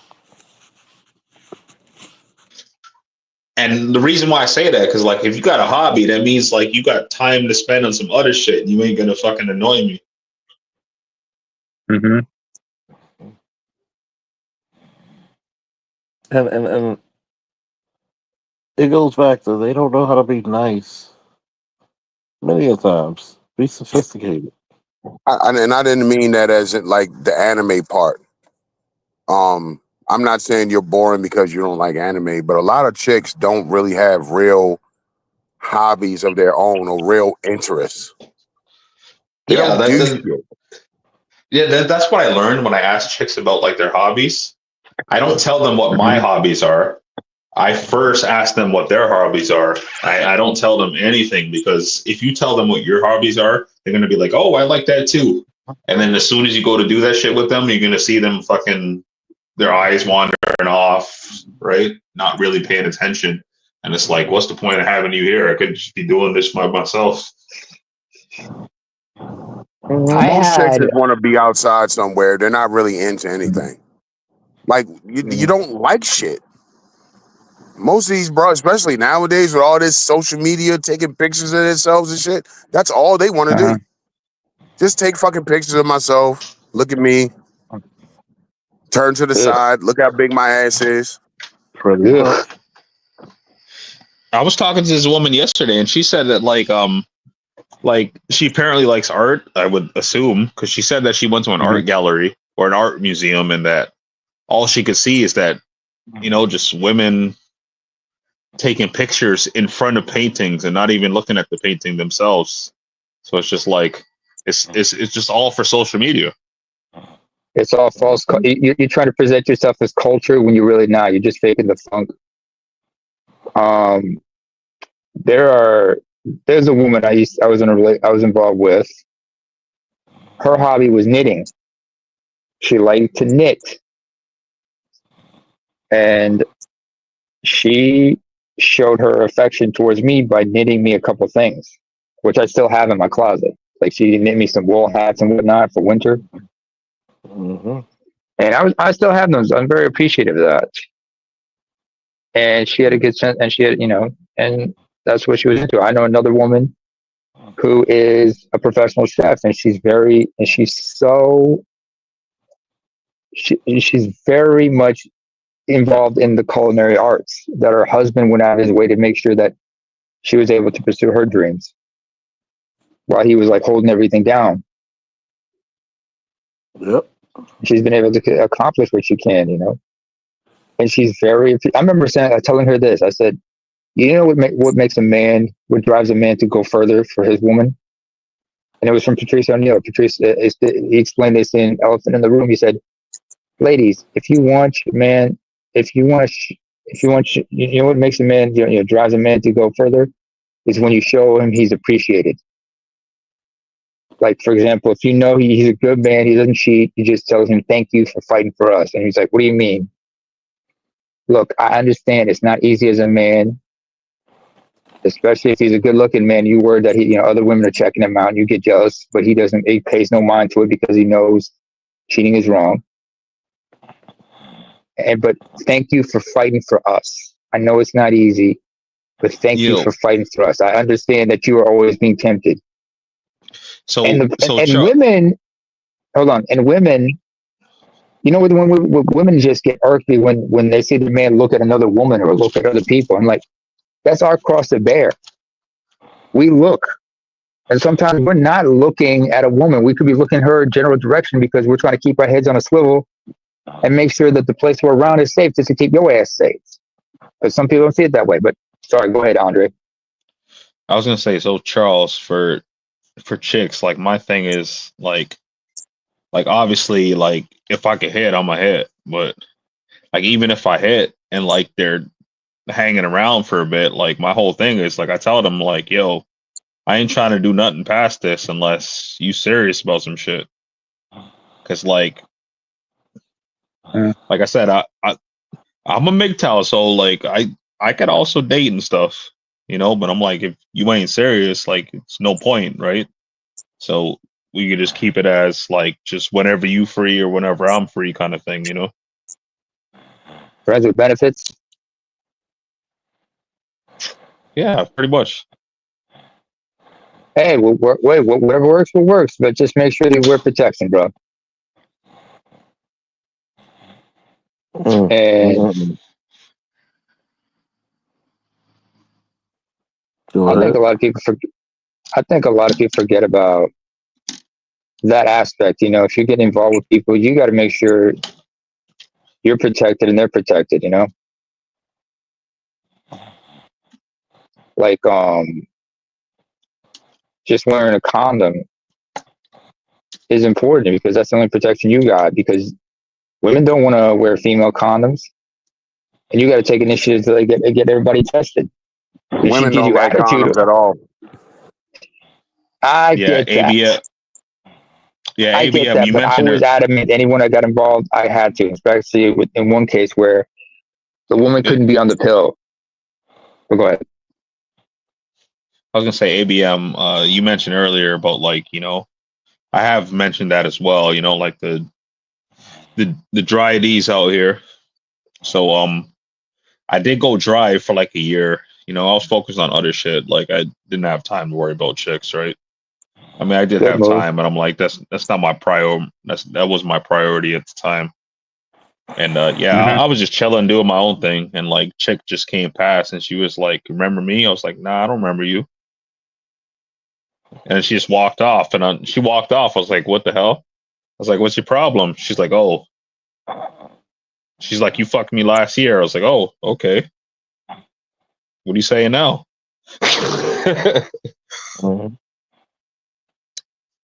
Chick didn't know how to talk to you. What's up?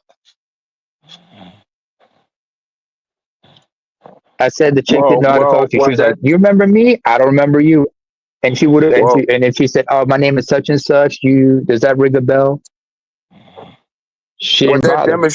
What that demonstrates is, Namer, is that the sex was trash. That's why he doesn't remember you. Because Okay. At first, I thought you meant it on my part. I was like, nah. no. She remember me. I don't remember her. If the sex was so great, he would have remembered her. If the sex was that great, it wouldn't have been no taking a year off. He'd have been smashing that. That was a regular Tuesday night. Wham bam, thank you, man. And unless it was under the influence. Something else we don't usually like to admit out loud. A lot of chicks, man, a lot of these chicks, man, they really don't be all that in the bed. Nope. I mean, it sounds good. My wet pussy, my pussy so good and all that. But in all actuality, bitch, you don't do shit. My You just neck, lay there. my back, it's naked. Yeah, no. Like, come on, man. Dude, your camera's on. Yeah, no, I put it on. And you in the dark. Were you in a coal mine? Now I'm sitting out front of my house, bro. Okay. You sure you want to die? You want to show yourself? I could care less, All bro. right. All right. All right. I've done it before. It ain't new to me. I ain't afraid Yeah, to show yeah. my face, man. What'd you smoking, man? Newports? Nah, it's like Canadian shit, bro. Mm. Yeah, it's like, wait, who's snoring? Nobody. Okay. That ain't Charles. I think Charles like fake sleeps. I think he does that on purpose. Nah. But Charles, how many times I got Charles? You gotta get that sinus No, checked out for real, man. no, it's the fact that my face is real close, so you can hear me breathing. Yeah, that too. It's gonna be one of those things like I talked about elegance, man. What happened to it? Mhm. Like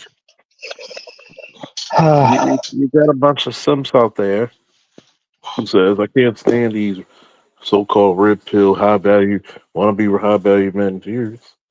Are you complaining because you want the dudes to come with something better, or are you complaining because you're trying to get the admiration and the money that can Without putting in the effort. facilitate your life? Mm-hmm. But yet you go out there and depending on the situation, you can break a woman mentally. Or sometimes they're so, like you said, they're so dangerous that they can't properly cook or want to learn how to cook. Because Man, go ahead. Sorry. like think about it. There's some things out there in the world that you can't fix. sorry, Charles. It's just Andre with the cigarettes and the cap. He started to remind me of Paul Proteus. Mm-hmm. It's a all you Canadian need, thing, though. nigga, all you need now is some glasses, and you're on the Xbox just talking shit. And the cigarette might not be lit. Nigga got the 40. He got the OD. And you know what's funny? What's incredible about that is that Yeah. one, Mm-hmm. when you have situations like that, there has to be some type of grace. Dude, Mm-hmm. you gotta have come on the right clientele. So that being a broken individual, it's gonna eat at you. Even though you had all day, all week, before you heard about any affluence of that. Mm-hmm. But you know, there's too many people who want to be right instead of correct. That's true. Because I'm the quickest person to tell you, like, look, I'm gonna pass you this ball, and I want you to shoot for me. That's the type of pressure you. There's 20,000 people, maybe 30 or 50 sponsors, whoever, going out to see you. Mm-hmm. You lose your cool, down the drain.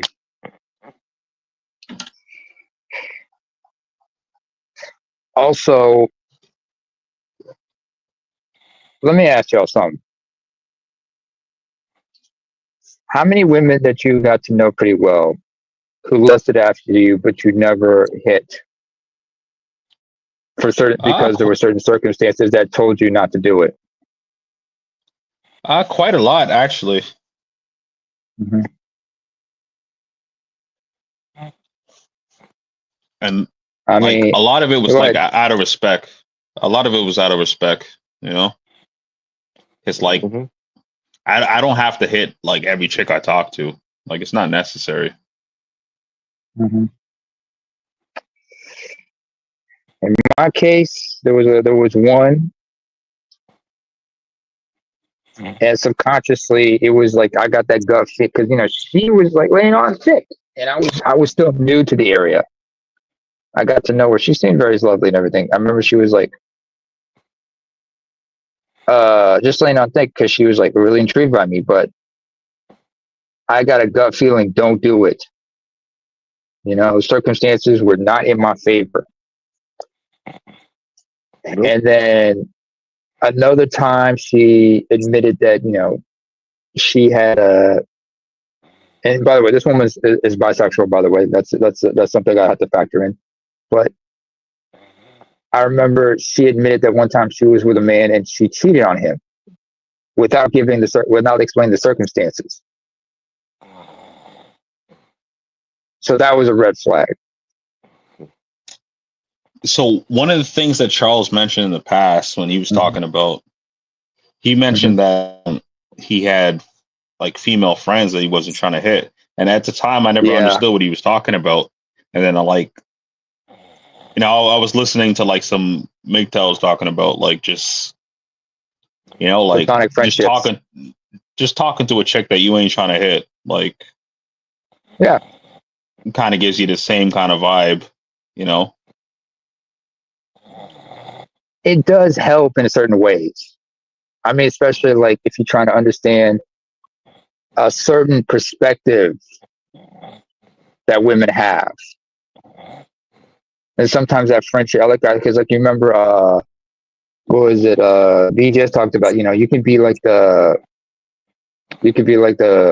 not exactly necessarily a beta male orbiter to certain women, but there is an ad there, but you can be like platonic friends with certain individuals, with certain women, especially if they're willing to give you access to some of the people in their network, especially if they're like, in the upper class and you're trying to like advance yourself,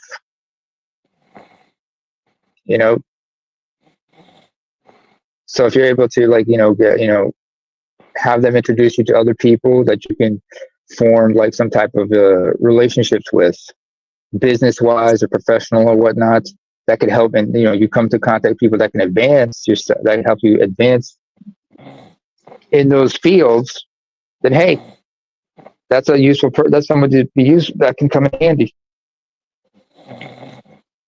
I'm more so speaking in like, terms of like I said, I'm coming at that from like a MGTOW perspective. So I'm more so speaking in terms of like, because typically if you're a MGTOW, that means you've already like either been married or you've been in a long-term relationship, right? So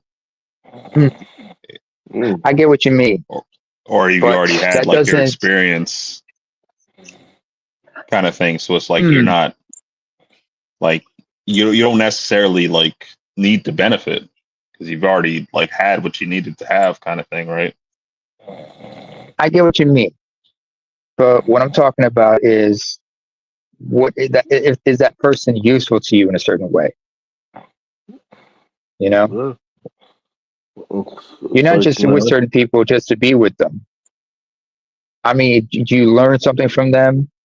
Is this somebody you can like laugh with or something like that? Somebody who can give you like some insights that you need. I mean, like for example, like you could have like say you have female friends, and sometimes they can shield you from a toxic woman, and you don't realize it. Especially that woman's like covert whatnot. Now, unfortunately, there's some who are like go straight up cock block, and getting away your blessings. But there are some who will genuinely be looking out for you. Yeah, I know. I got female friends like that. Like, I was already on game before I even like came around these parts, right? I was already on game, and that was just from life, right? So I already had female friends that like I could talk to them and like I could ask them about like any chick I was talking to, like, and they could like, go investigate for me and find out anything about the chick. Yeah.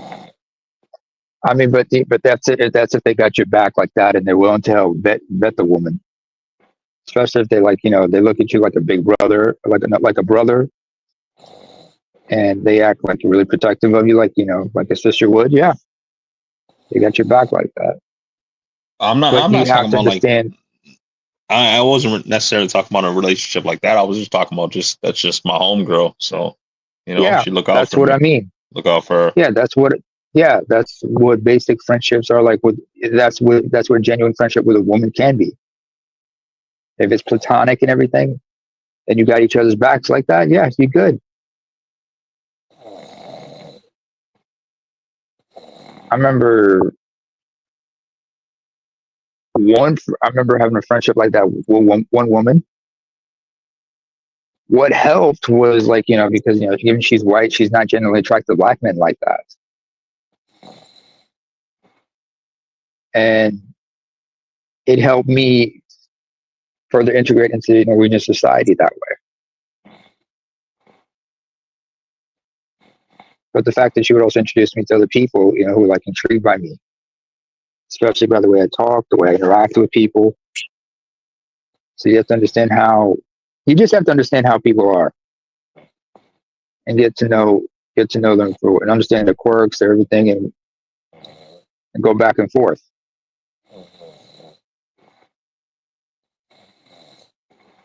So, AB, you want to drop something on this conversation? ABM, Nah, man, y'all cooking. I'll cook it. Yeah, but we need we need Just some me side dishes personally, here, fam. I'll add something. I'll add something. Just me Yeah. personally, I feel like I'm a little too old for the brother label.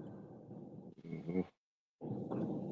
Yeah, that's what I was trying to say on that because like I'm trying to say that like Oh. yo that's just a friend and on top of that like if you put the brother label on it because like at the end of the day like I'm a man so like yeah that's my Mm-hmm. homegirl but at the end of the day like if the opportunity was there I mean I might go for it but like I ain't trying to go for it kind of thing Yeah, I get it.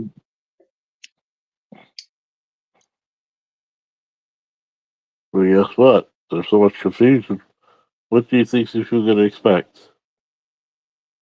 I Mm-hmm. remember 40 years ago, even the most tragic woman, the most ghetto woman, man, she get married only what, less than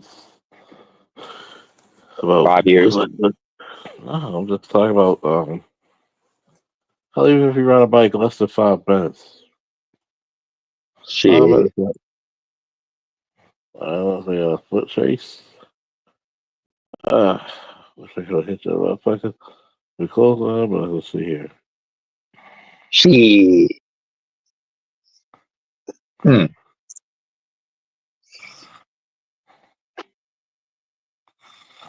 I mean, what can I say? I mean, the brother label, I get. I know some people are very uncomfortable about that, but it's like, yeah, especially if you got to know each other very long, or like you had some like, especially if this is somebody you grew up with.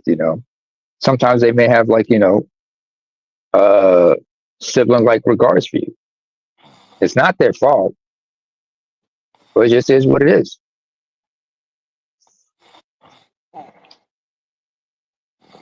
I mean, how many of y'all are still? I mean, like Charles, I'm pretty sure you're still friends with certain exes, right? Mm-hmm. Mm-hmm. I remember. I remember Patrice. He mentioned this in one of his comedies. He was good friends with an ex girlfriend, and his girl got mad about it. And he's looking at her like, "What are you upset about? It's in the past. She's moved on. I'm moved on. What are you upset about?" Easy. I mean, the prime example. I mean, prime example he gave was like when that ex girlfriend had accident had left one of her had left a pair of her boots in his house, and he never got around to returning those things. And then when his girl found them, he's like, "What the fuck is this about?" And then when he told her what it was, she gave him lip, and he had to check her about that. He's like, and he brought up like, you know, his girl had a daughter. He's like, first of all, you got a kid who's not mine. Okay, look at those boots, and I have to look at your daughter. All right. So do you have to take care? Do you have to wake up those boots when they have a nightmare? When they have nightmares, you have to help. You have to struggle and help when you help in those pair of boots when they got math homework. No, but I got to deal with that. But I got to deal with your daughter from time to time. The bullshit she's got. You understand how dumb you sound right now? How insecure you sound? It's just a friend. But you know what? Thank you for giving me those boots. I'm gonna call her and give them back, like I was supposed to.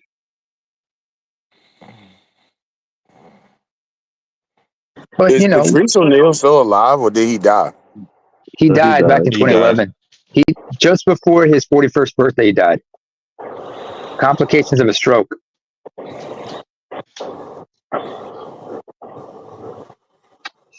Man, I So mean, he's go a ahead. proto red pill.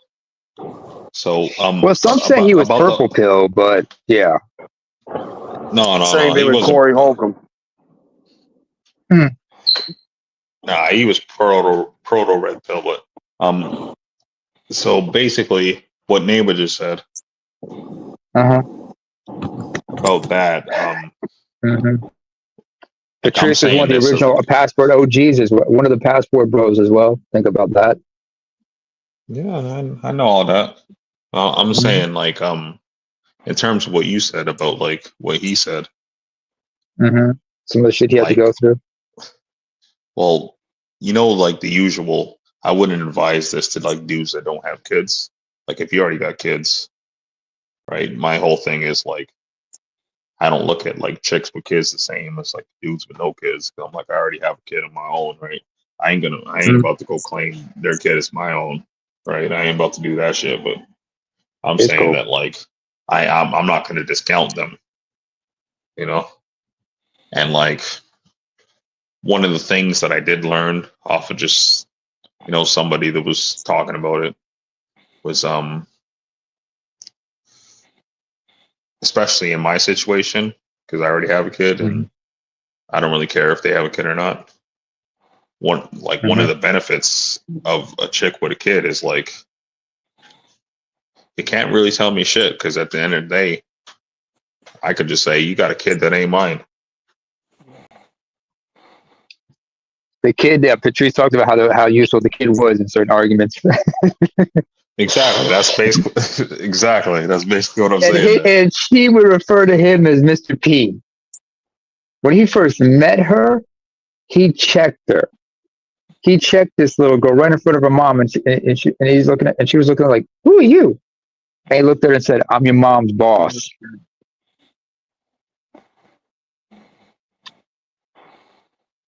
And he didn't mind the kid. He just like, he just understood that. Hang on a second. Gotta say salute to a few people here. Forgot to mention. And he didn't mind the kid. He said, "I don't mind being sometimes dad." But the question was, but he also admitted that he never met the father, which would And have been the answer, helpful. and the answer is why not? I don't know. He never explained why. Hear me out. I'm saying I ain't like searching for chicks with kids because my like No, I normally no, go for that's chicks that understandable. don't have kids. I normally go for chicks that don't have kids, but if you have one, Mhm. like I'm not gonna discount you unless you're on some bullshit. Yeah. Yeah, but here's the thing: you also have to mention, Andre. And I have to give props to the field master Ron Wills about this because he talked about how certain women, when they see a guy with his kids, or in some cases when that guy's with, like, say, his nephews and nieces, and they're watching how he's interacting with them, that draws them to him. Yeah, I know all that. because Like I got a daughter, bro. So anytime I go out with my daughter, like chicks just be staring at me. yeah, Hey, I got a. I remember I got a little brother. He's like 9 years he's 9 years younger. When I was a teenager, sometimes I had to bring him along just in case when I was going somewhere. And a lot of the girls would see me with him, and they're like, "Oh, who's this?" I said, "That's my little brother." And it worked the same way. They started like wanting to talk to me because, like, especially because this little motherfucker was charming as hell. It was quite the charmer that way. But yeah, I get it. it But you happens understand why women are drawn to the men like that. because they're normally chaotic. Mhm. And they see a man with a boy with a kid, that especially if he's keeping that kid in check, that kid's behaves. It's like, oh, this is a man who knows how to stay on business. And look how he's playing with his daughter and everything. Oh, okay, he has a good sense of humor. This guy is a good dad. Then she's like, oh, I'm having a baby with him. She's not thinking that, but she's thinking that subconsciously. Biologically. Biologically, but it's all in their subconscious. Remember, a lot of things Mm. most of the women's thought process in their subconscious. If you understand, the neurology of a woman's brain compared to a man's brain, Mm-hmm. but it also lets you know how much self awareness or how much they're lacking self awareness at the same time. Shit, anytime a chick see me with my daughter, or she sees a pic of me and my daughter, Mm-hmm. you're like, oh, her hair is so long. She got that good hair, huh? I'm like, oh man. But you got to be careful about, there's some women who are elegant, but they always have a scowl on their faces. That doesn't mean they're You know, elegant, man. Yeah, That's they're no, they're not. definitely elegant. a fucking scarecrow. Yeah, it's sort of like Ice T said. Yeah, y'all remember? And I'm gonna keep punching. I'm gonna keep pushing, driving this. I'm gonna drive this hard as often I can. Ice T said this at the end of Chris Rock's documentary Good Hair, when he said, basically, man, when a woman's not happy with herself, she brings nothing but pain to every fucking body around her. Find the lie in that statement. And that's a fundamental problem with women today. Because I'm an 80s baby, and it wasn't this bad growing up all Mm-hmm. throughout the 80s, 90s, and the early 2000s as it is today. A lot of these bras, man, they just have real low self-esteem. And that's where A the lot of That is women attitude true. don't. comes in. Mm-hmm. So ABM, I was talking to this chick before, and she said she wanted to like she wanted to ride somewhere, and I drove her over there, and like this chick burst out in tears, and she was like, my ex would never drive me anywhere. And I was like, bitch, why the fuck didn't you tell me that beforehand? I would have never drove your ass. Mm-hmm. Because she bursted out into tears. Yeah. Did you ever ask her? I mean, what was your man So you like? I had a mean, boyfriend. Let me get this straight. uh You had a boyfriend that didn't drive you anywhere? Yeah. And she I was don't even living know with if the I dude. believe that. She was living with, shit. well, I mean, she was like, obviously, he drove her somewhere or wherever, right? But like, just on demand. Well, it wasn't no on demand shit. It was like, chick just asked me, and I was like, okay, whatever, because it wasn't a far drive or nothing. But chick burst out into tears talking about like dude would never drive her anywhere. Obviously, that was an exaggeration, but you know, I was just like, shit. I would have never drove your ass if you would have told me that from the jump. Did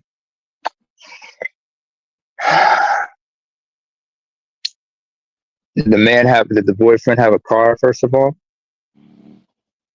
Yeah, and he was living with her.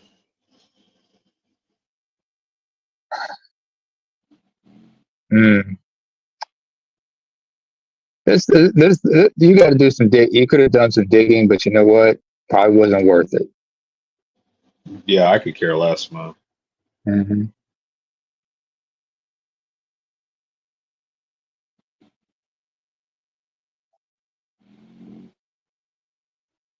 But That sounds like emotional damage. emotional damage.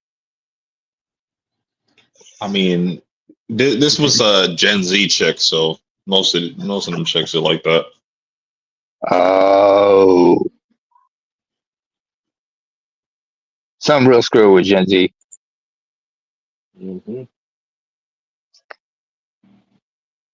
Yeah, we're so screwy that many a times we looked at as normality. We can't trust if a chick's actually nice to us, right? That's my. I mean, sometimes a smile hides evil intentions. What's in that woman's heart? I remember. Like when one of my associates he posted on his Facebook like a picture of his future bride. And this was a devout Muslim, and I said something like everybody was praising how attractive she was. I didn't go that route. What I said was, may her soul, may her heart be pure, her faith be genuine, and may her prayers come from an honest place. And that was like one of the realest thing I could say because I understood. Some people saw the superficial, the face, but how many people are willing to look into a woman's heart, really know what that woman's all about? Because sometimes a man has to protect. Because like remember, a man has to protect his woman from external threats, but he's also got to protect her from herself. Just like a woman has to protect her man from himself in certain situations or certain circumstances.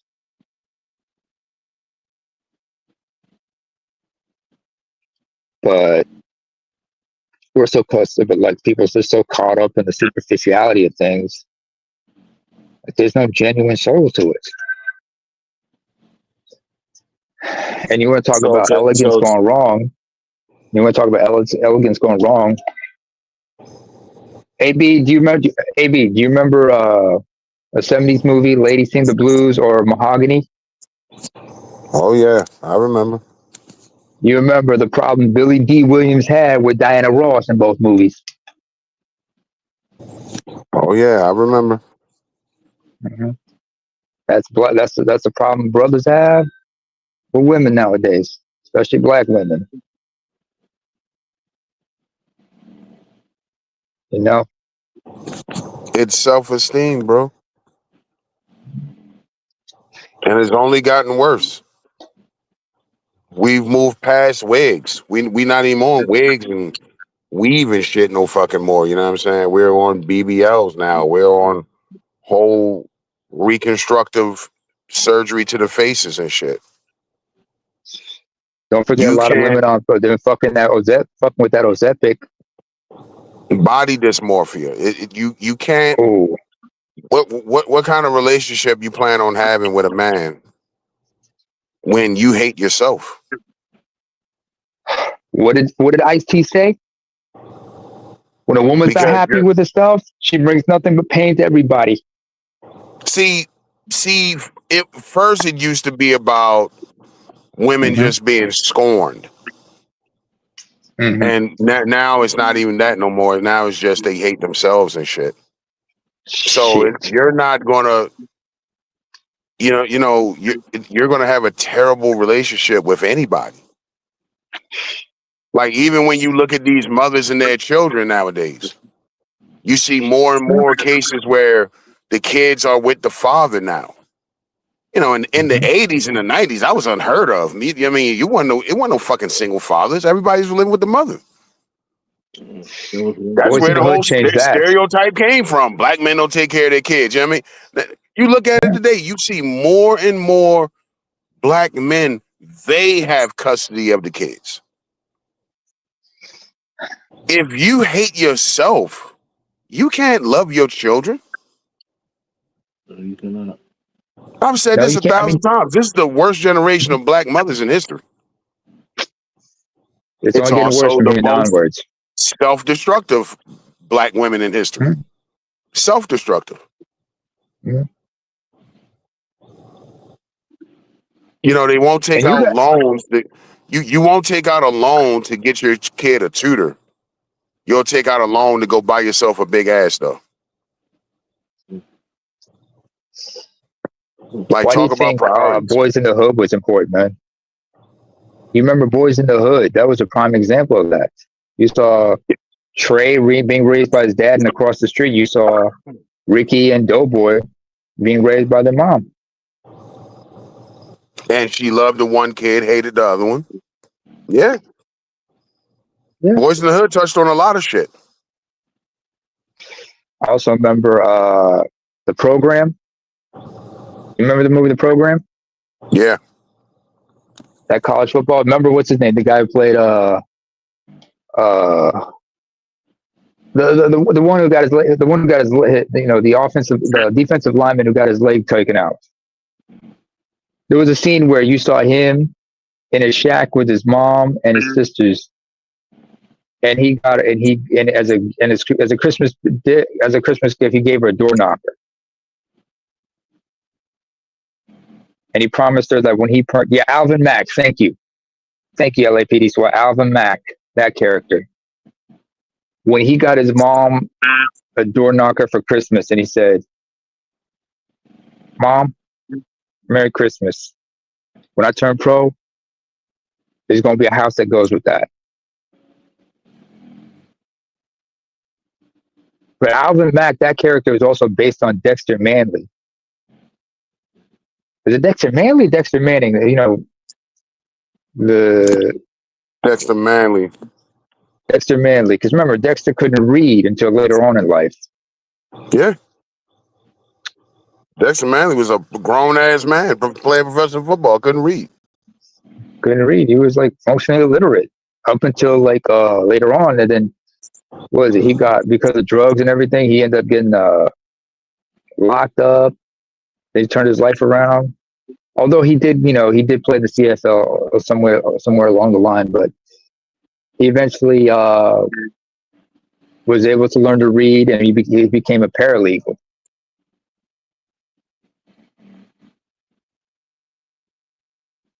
He was able to redeem himself. Mm-hmm. That brother was able to redeem himself. But you never saw Alvin Mack redeem himself in the program, or like the other guy who was with them. The one who got jacked up on roids. And you saw him after that, at the end of the movie, at the end of the game. He was sitting there balling out on the bench by himself, realizing his career was over.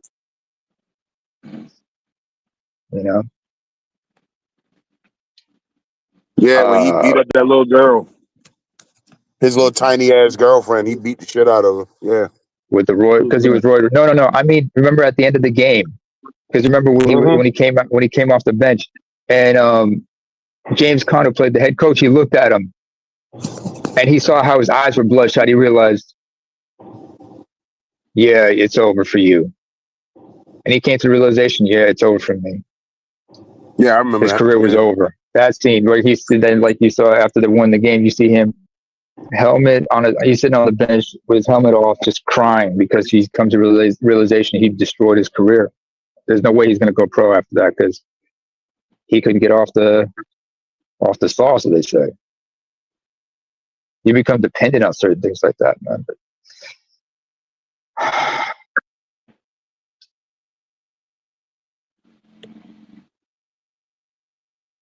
man, it's just it's like we said, how many men were raised by a good mother and saw what a real woman was. Why do you think Lupe Fiasco had a song where it said like bitch bad, lady good, a woman good, lady better. Mm-hmm. Who remembers that track? Because remember, he's talking because he tells the story of like how what type of influence women have on their daughters, especially when they listen to certain hip hop songs. Like, I'm a bad bitch. This is bad. What does that mean?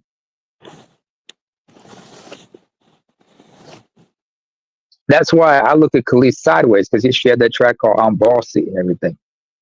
Salute Ray Hanma. What's good, brother? Hey, what's up, y'all? How y'all doing? Oh, we good. We good. We good. But like I brought up, if y'all remember Khalees when she had that song called "I'm Bossy," that joined with Too Short,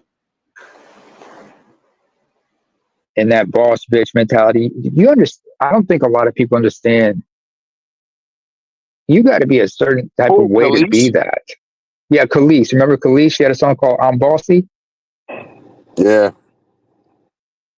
That That sent crazy the wrong bitch. message. Yeah. Why do you think Nas had a song called "Bye Baby"? And if you remember on the cover of his album "Life Is Good" back in 2011, it was him in a white suit. And what was it? What was on in his lap? It was Khalees's wedding dress. That green gown she wore at their wedding. She had came to major terms with issues. She had major fucking issues. And she's doing that weak ass rebrand now. She's supposed to be like Mother Africa and she's so in tune with nature. She always do these little videos of she's outside somewhere in Africa and oh, look how fucking beautiful it is. And she just happens to have on like some booty shorts or some leggings to go up in her ass or whatever. But nobody has forgot that you're a mean bitch. Like she's doing a major league rebrand right now. Let's She not was forget fucking she's Bill also Murray. manic depressive. Don't forget she's manic depressive. Dog, a quarter of the women in this fucking country are on some sort of fucking psych medication. 1 out of 4. Mm-hmm. Antidepressant, whatever the fuck. 1 out of 4 women in this fucking country. Yeah, I get that, fam, but I say she suffered from a genuine mood disorder called bipolar. She's type 1 bipolar. That's it. You got to be worried about that shit. And when you off your meds not managing, I done met so many fucking chicks saying they bipolar and shit, bro. I don't even know if I believe in no fucking more. I just think a lot of people just mean. So what did her bipolar? Exactly, because what did your bipolarism have to do with you fucking Bill Murray? You was fucking Bill Murray, bitch. Same way. So what's her face was messing with Bill Maher.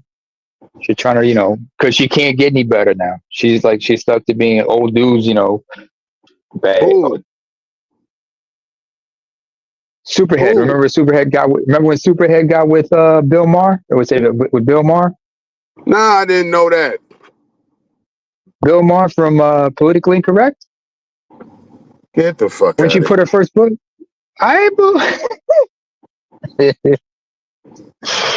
Shit. But I get what you mean about some chicks' That's what I'm saying, though. Like just take Superhead for example. Look at your fucking life. Just take a look at your life. You know what I'm saying? Like Mm-hmm. How you gonna blame that on men at the end of the day? Self-hate, man. Self-hate. I mean, Cool G, when she talked about her issues with Cool G Rap while she was pregnant with his son, I'm like, or like how she did Tigger dirty. You know what? And If she would have stopped at G Rap, I would have uh-huh. been a lot more understandable. But Mm-hmm. you have a lifetime of this shit. Mm-hmm. So I'm looking at the whole G Rap thing, and I'm not trying to. First of all, you know what I mean. I'm gonna keep it real, yo. I'm not gonna say too much bad about G Rap. That's one of my all-time favorite rappers. I love G Rap. Yeah, Cool G I'm, Rap, I'm respect him, not and going. I'm not hey, going to you don't delve gotta. too much. I'm just saying. It's all right. So you got a lifetime of this. So Mm-hmm. obviously, whatever was going on between you and him, you learned nothing because she's had a destructive ass fucking life. And you know what? Nobody likes Mm-hmm. to talk about it. Melissa Ford is similar. Yeah, I remember this YouTube clip about Regarding Superhead when she was on Jamie Foxx's radio show, and he confronted her about what she put in the book about Tigger, Big Tigger, because that's his boy right there. He said, "I don't take kindly what you said about him and everything," and she's like, "Hey, it is what it is." And then when Tigger called in, he said, "You know what? It's all right. Don't forget, I took care of you. I took care of your son and all. If you want to do me dirty like that, you know what? It's cool. It's cool. I ain't upset about it. Don't And worry she's about it, another Jamie." one. And she's another one that Mhm. has a nasty attitude. They talk shit She's about. She has a insufferable. They nasty insufferable. disposition about herself. Yeah. Her, Have Melissa you ever Ford heard? is this. Have you ever heard Buffy? Remember Buffy the Body? Yeah. You ever heard her talk about how shitty Melissa Ford treated her? No. Yeah. Shit. See, and then you got to start going into that colorism shit. That's why a lot of black women are full of Oh, shit when they want to start talking about colorism. You know, Melissa Ford half white herself.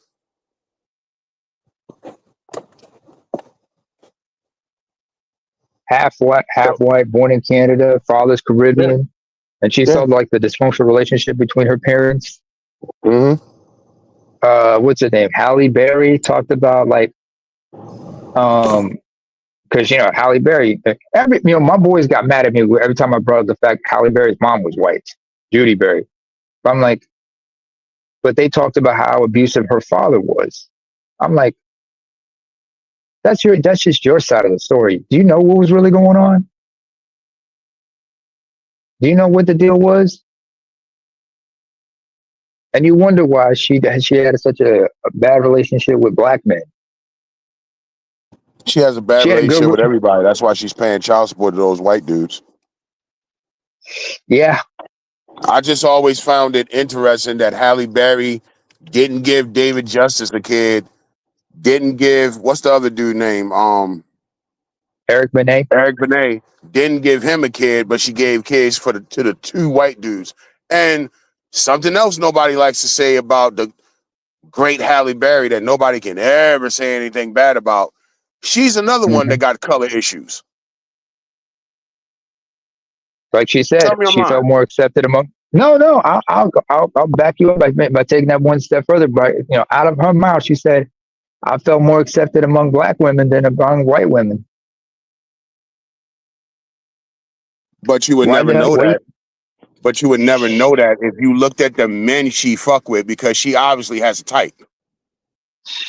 First of all, She she clearly has a she. type. Mhm. Anyway, to your point, ABM, Dave Justice counts his blessings because remember, they didn't have a kid, but the fact that but the way that they went about the divorce, she had him serve. She had him. She had she had somebody. What do you call those guys who service who give you divorce papers and whatnot when you've been served? Oh, it could be the sheriff, it could be the private investigator. Uh, well, she had somebody do. They said that he was served papers, and guess where he was? And you know where he was getting served papers at? in When the he served at the fucking, game, he was in the fucking dugout yeah, in the yeah, he middle of was a served. Yeah, they'll preseason serve game. you wherever. Yeah, they will He serve got you wherever. served. You in the middle of a game. He got served papers, and he's like, you know what? Fuck it. At least you know what? He's grateful that it didn't end up. He didn't have a kid from her, and it ended the way it did because he found himself somebody better, and he's happily married and has kids by her.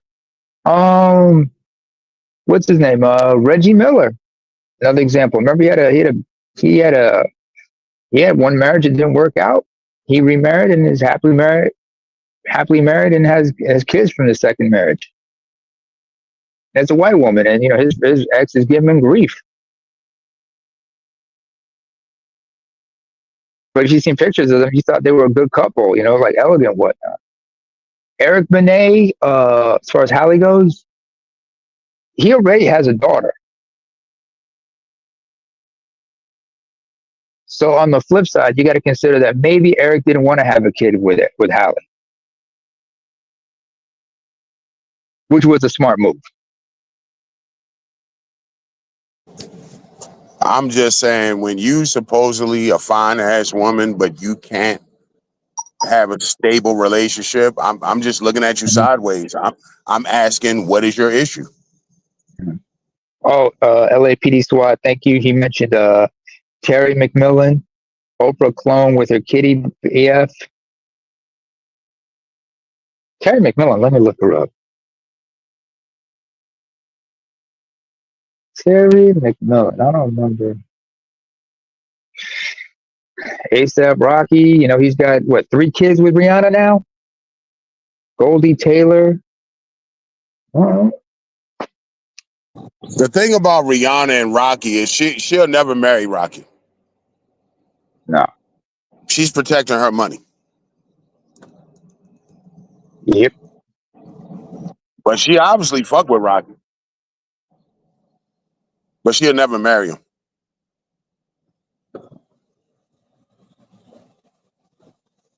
So is he a baby daddy?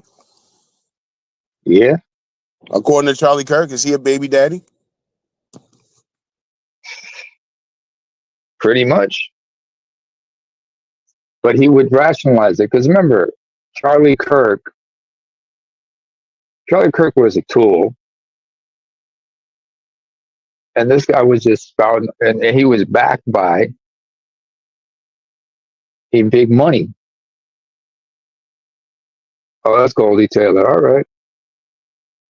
Oh man, this woman, when it comes to scowling, she can scowl. Oof. You don't want to mess with that.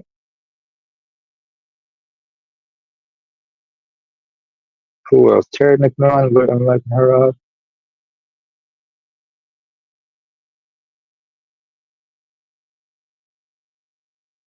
Terry McMillan.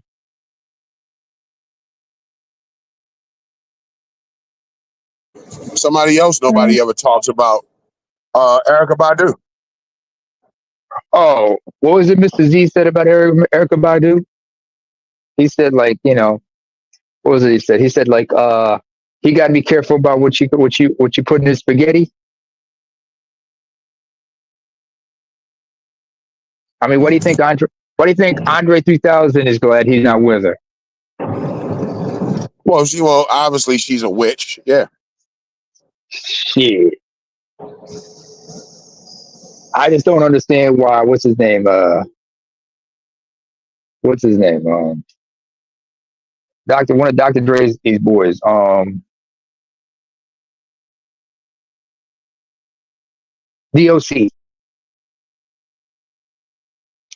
DOC still fucks with her. And I'm like, dude, do you understand what you're dealing with? But I remember, he said like, no, this is somebody I grew up with.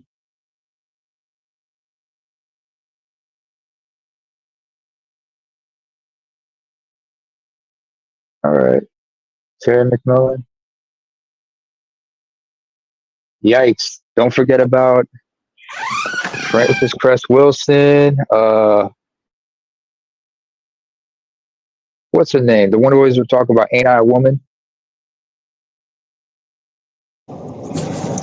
Still I Rise.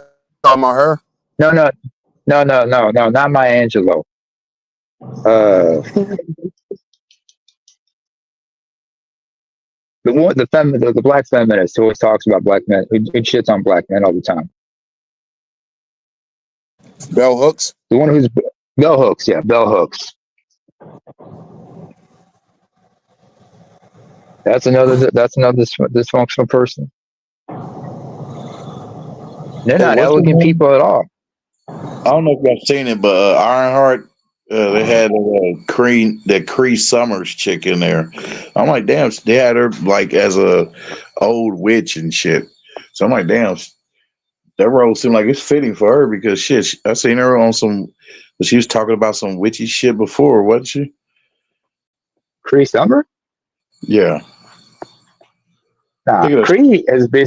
I think for Cree, she's like come to terms with who she is, and she's resigned to her fate.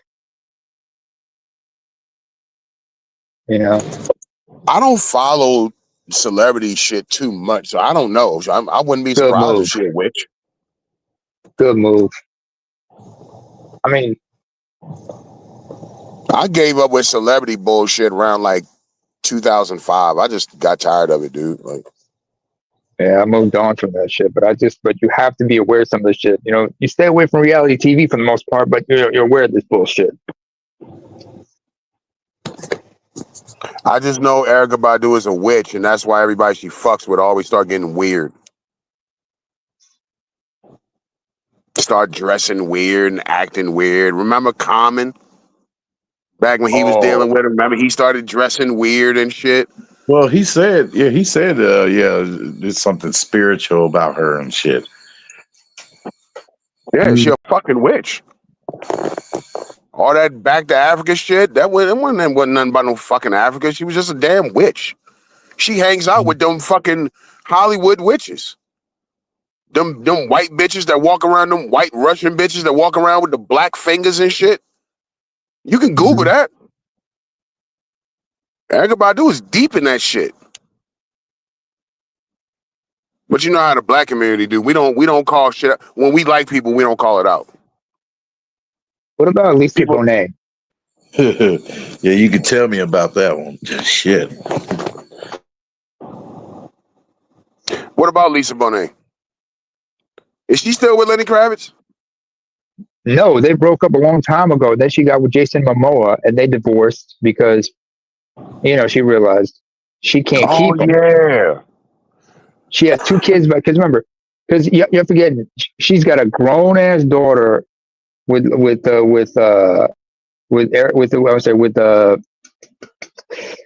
Lenny Kravitz. That's Zoe Kravitz. And then afterwards, they divorced, and then she got with Jason Momoa, and she has two children with him. High risk pregnancies, of course, but they divorced like some time ago afterwards because especially when he was on the rise, and she realized, you know what, I gotta let him go because she came to the point that like he's with me, but I can't stop other women from being with him, and she realized her stock is going down. Speaking of women who are like again, when we Mhm. like people, we never call it out. Lisa Bonet Yeah, has a type. She's another one of these colorist motherfuckers. People just always like want to give Lenny, her the she's half black black, card. half small hat. Yeah, People always want to give her the fucking black card, but just look at who she deals with. She don't like black men. Yeah, I see her. She only messing with light skinned niggas. She want light skin to light skin. That's what she No, said. correction. She deals with half breeds. Yeah, Mhm. they light skinned and all, Who but said don't that she forget do that with part. half They breed? not black. They them motherfuckers is mixed like her. She don't want no whole black man. That's why she was with Lenny. Lenny is half small hat, Yeah, he half Jewish. Yeah. half Jewish, and he talked about how his parents they broke up, and his father looked at him and said, "They'll see."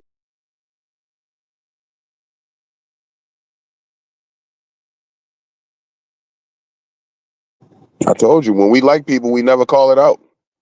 Yeah, who's one person you never hear about? When you talk about, yeah, because you mentioned Lisa Bonet and everybody. Here's one person nobody talks about: Sandra LeBeau. She plays Sandra in the Huxtables. You never hear anything negative from her.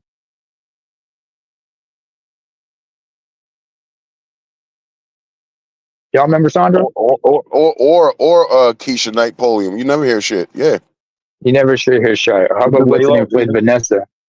they just laying They low. low Yeah. key. They low key. They keep their shit private, and they carried on with their careers.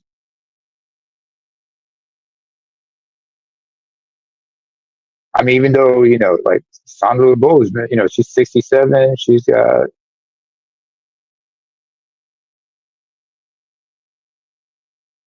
married for a decade, She's but never had kids. But yeah, 67. she moved on. She's 67. Sabrina LeBeau, yeah, she's from New Orleans too. Hold on. You said Creole. Sandra or Vanessa? Sandra. Oh, okay. Sabrina LeBeau. God damn. She's now 67. Jesus. Who's Vanessa?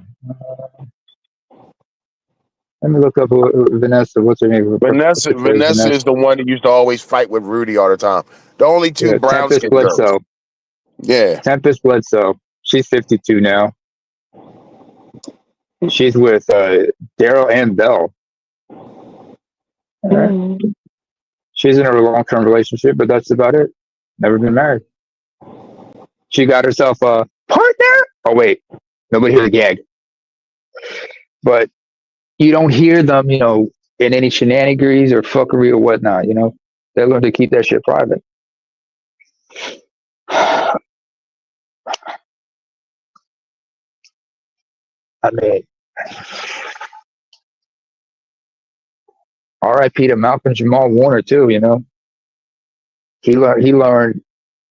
People forget how much he learned how to keep his private life private, keep his personal shit out of the dark, tucked away, so he didn't have to get that shit caught up in with his work and everything. Well, yeah, and that's a blessing because how Mhm. we all know how the paparazzi, is known to be right by the bushes too, just waiting with their camera. You know who did it right? When we talk about that stuff, Ray, think of Dave Chappelle. Where does Dave Chappelle live? Shit, He doesn't live in L.A. He got He his doesn't own. live in L.A. Yeah. He lives in Yellow Springs, Ohio.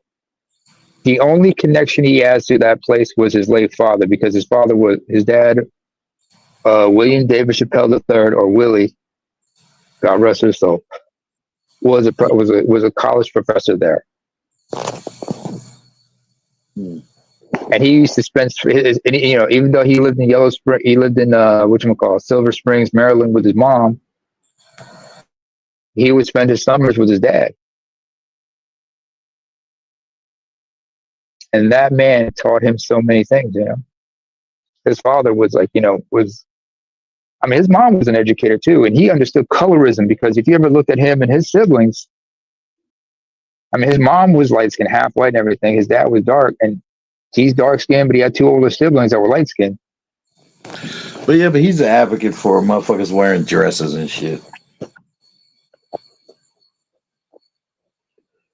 Yeah, Say what? They kind of threw me off for a minute. I was like, "What the fuck, nigga?" Like, he's looking at it like that, like it's no problem and shit. Hey, it's about getting money, kind of shit. I'm like, oh man. I'm like, not that. Dave? Yeah. What are you talking about? Because he talked about he's not comfortable with that shit. Shit. Shit. When that clip that came out of him in the dress, he looked uncomfortable. I get that. It was embarrassing. No, you found that clip of his stand up, man, when he addressed that shit, when it was out, like when that was a hot topic. Uh-huh. Yeah.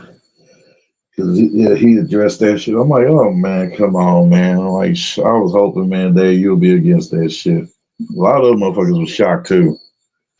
Who thinks who talks about that stuff and addresses it righteously? Marlon Wayans. About the whole thing about wearing a dress and everything. It's like, I'm not bothered by it because he understands what it is, but he also knows, look, you're doing a role, and if it's your idea, yeah, sure. He ain't, if it's, it makes sense. I mean, just like, he talked about like with him and his brother, Sean, when they did White Chicks, because remember the bodega, they did those two Latinos. Yeah, I could kind of understand that too. You know what I mean? Mm-hmm. But like, I'm like, still, even though, but still, I can see where he's coming from with that because like that white chick shit, that was like a one time thing versus like your Tyler Yeah. Perry, who can't play a straight man to save his life. Wait, didn't he play a straight man? Yeah, Yeah, I remember Diary of an Angry Black Woman. Remember he played a family member and attorney, attorney. Yeah, and he was protecting his. and And Alex remember Cross, his. Sorry. and Alex Cross What? too. Oh, you're talking about Aldous Hodge, who plays Alex Cross. Yeah. Yeah. Salute Detroit 313. How you been, fam? Because I saw clips of Aldous Hodge as Dr. Alex Cross. I remember the movies Kiss ABM's the in the Girl, back. Long Came Timer. Oh, Charles, hang on, ABM. Hang on, ABM. Charles, I think Charles is doing something, but Charles, if you can hear us, man, ABM's in the back. But Ray, I don't know if you ever saw this movie that Aldous Hodge did. Yeah, welcome back, ABM. But how many of y'all remember Aldous Hodge? He portrayed Brian Banks. Brian Banks had a movie based on his life. Y'all remember that? No. Oh yeah, I got a chance to see that movie. Aldous Hodge, his portrayal of Brian Banks. They did the Brian Banks story. That was good. Man, That brother can act. oh, dude, that remind me. I watched fucking Trouble Man, both the 1972 Robert Hooks and this new one, John White. Oh, Yeah. I'm more of a fan of the 1972 version. Even though it's Michael John White, but I still gotta, hey, even though he paid homage, and salute to, Robert Hooks when, because he said, he's the one that, he's the one that influenced him, So, yeah. and I'm like, yeah, man, I see why, because man, like, I ain't see like no simping shit in Robert Hooks, man, as Mr. T in that. Mr. T didn't play no games, boy. Oh man, Trouble Man. Hey, you ever listen to the soundtrack to Trouble Man? No, it has a Marvin Gaye. It was Marvin Gaye in that one. Oh, to Andre's point when he was talking about platonic relationships, I'll give you one of the best platonic relationships of all time. Marvin Gaye and Tammy Terrell. They did 3 albums together, man. Oh, okay. They did Shit. 3 albums together. Remember 67, 68, 69? They had 3 albums. And, and if you can have a relationship like that with a woman where it's genuine, even a loving relationship, that's the best one. Because you're in tune with each other. You got each other's back through thick and thin and everything. and that type, and they were like, and they wrote, and their songs were some of the best songs for many couples in that era. You're all I need, ain't no mountain too high. Yeah.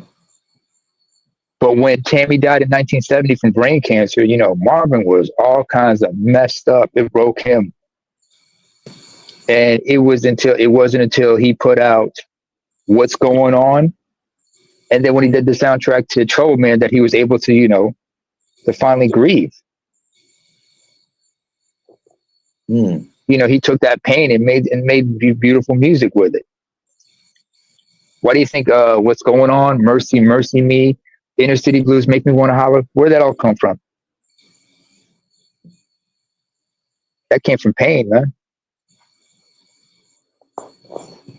If you got some good women in your life, not just relationships, but just like not just a not just a lover, but somebody who was a good friend or somebody who was like in your corner through thick and thin, they can be your greatest inspirations at times, man. Why do you think Teddy P has a song called "My Latest Greatest Inspiration"? Those were loving, elegant women. Some of And them were Teddy B was elegant, gay. but some were just, huh? Teddy B was gay. Teddy P? Uh, I, I,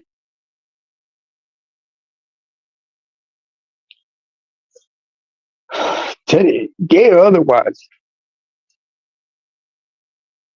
you know? I mean, how many men have had a woman that was like a muse?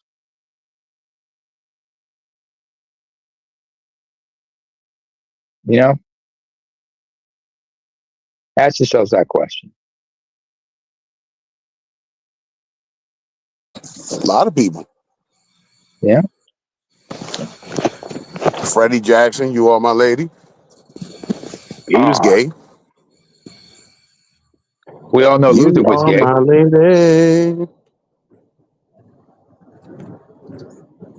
Everybody knows Luther was gay, but, he produced a lot of love songs for a lot of people,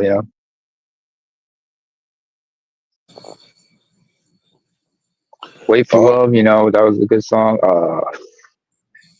Me, another song I love was like For You to Love. I Know You Want to. That was from the Any Love soundtrack album. You'd be surprised, Dance with My Father. Luther had a good woman in his life. His mother, she was an elegant woman, and he learned so much from her. yeah. All these love and R&B songs and shit, man.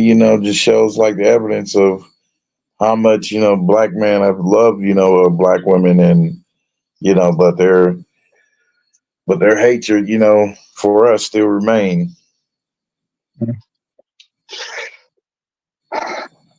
Who remembers Lenny Williams because I Love You? Other than from what Steve Harvey told us about that song.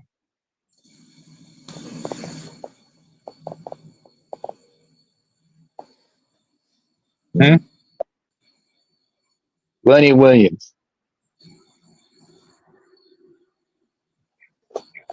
Hmm.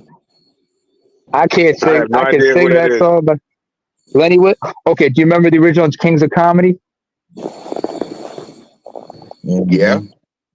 Okay, remember there was that bit where you see Steve Harvey was like doing some crowd work where he's talking about like hip hop and he was talking about old school music and they were listening to certain songs like there was Earth, Wind and Fire. There was one by the Ohio players called "I Want to Be Free," and then he talked about the greatest love song ever. We talked about Lenny Williams, "Cause I Love You," and everybody got up and they were like hands in the air. There were men just like holding their women and everything. That song at the end, the one where like they're going, ah, ah, ah, ah, ah, ah, ah, ah, ah, just before he introduced Said the Entertainer. That song, I remember listening to that song several times, and I was like, oh man, Lenny was. This was a woman that really impacted Lenny in such a way.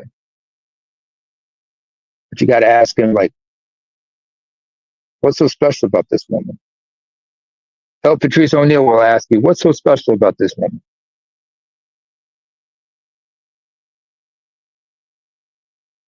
One of the most important questions I remember Patrice O'Neill asked any man was, if a woman was to leave you, what would you really miss about her? Apart from, the sex and everything. What That's a good question. qualities do you miss about her? What qualities and if the answer is nothing, then that means she wasn't worth your life, man.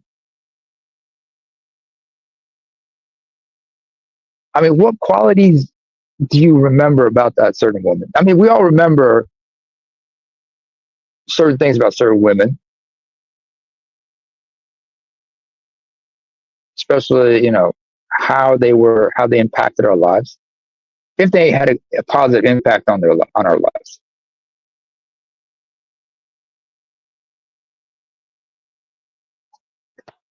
Hell, Patricio once said this about his girl. He said, like, because of what kind of influence I've had on my girl, if she broke up with me and got with another man and she treated him right, she should get on the phone.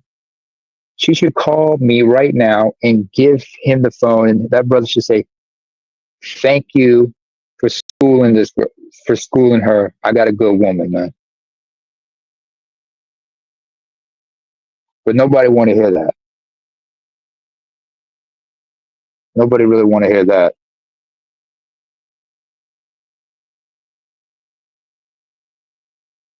And it says a lot.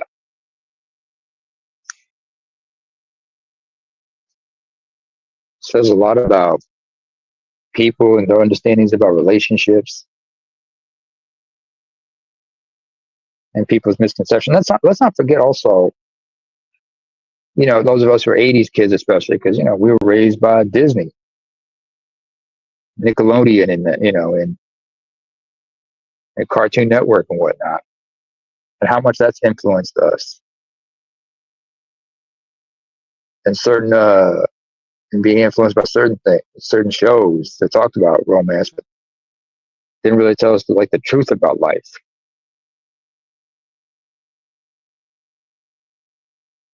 The entertainment industry has a way of selling people a bag of goods, when you think about it. I think their whole point was to get it to, was to lead it to being, how it is right now. Yeah.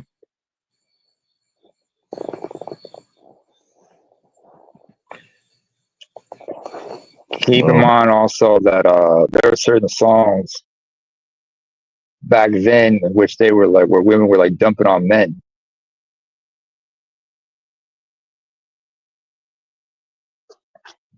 And that influenced the next generation of artists to put out songs where they're talking about, I don't need a man.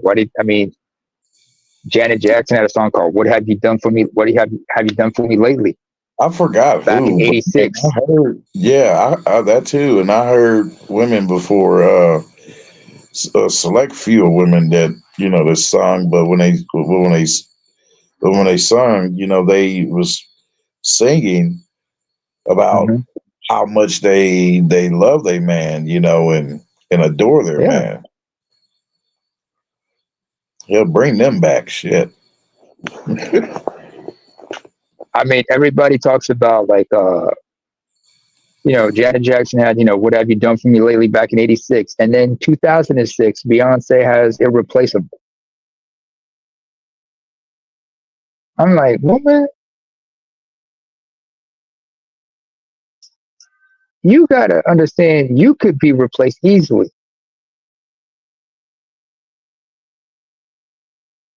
Because if all you have was box in the relationship, then what the hell? And that just says everything about you.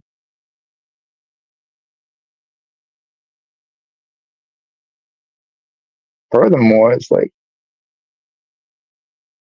you got to be more than just your box, and some women can't elevate themselves above that.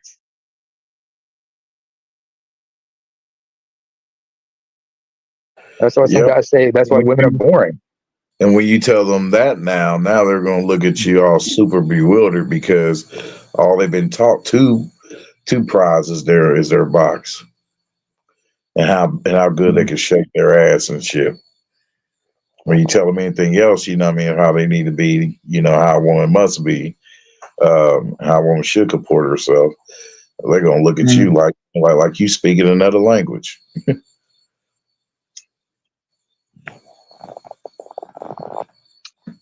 I have a cousin. Now she got married about over a year ago, and I met the husband. And when I asked her about her husband, what's he into and everything, what he does for a living, I said, "Oh, okay." And then when I met him, I had a conversation with him, with the both of them, and she was like, kind of like thrown off that I could talk to this man I've never met before, and we could have expansive conversations, despite the obvious age difference between us. Because I'm early '80s, they're late '80s, like '80s babies. And when I asked him some questions about his work, and he was like, "Oh, what do you know about this?" Because he worked in cybersecurity. I asked him a few questions because I know some people, and I have also some other relatives on the other side of my family who are in cybersecurity. And I was like, I just know some shit, and we had that conversation. She was like, "Damn, you know your shit." Yeah, I have to know my stuff. And if I can find common ground with another person, I'm gonna find common ground with them. I mean, just like in this conversation. Yeah. Wait. Hold on a second, Charles. If you could please drop the link. We got an Admiral Smoke sighting. We got an Admiral Smoke sighting up in here.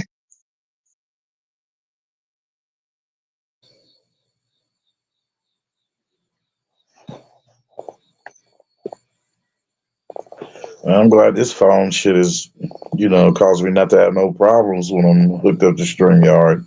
Whereas the other phone, boy, shit. Motherfuckers barely can hear me and all that shit. Man, that was annoying. Hang on a second. But yeah, now I'm thinking of what new movie to show for movie night. I'm thinking about wanting to find another old school movie.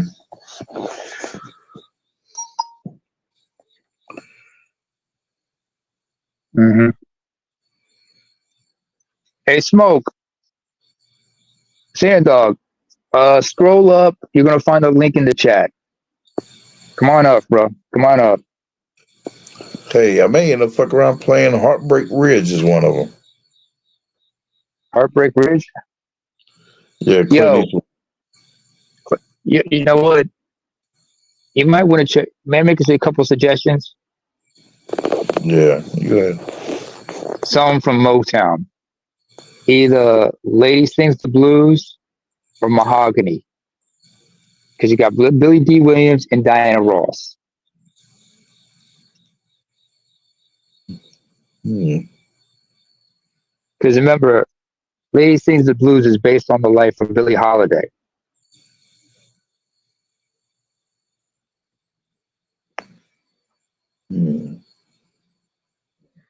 Okay.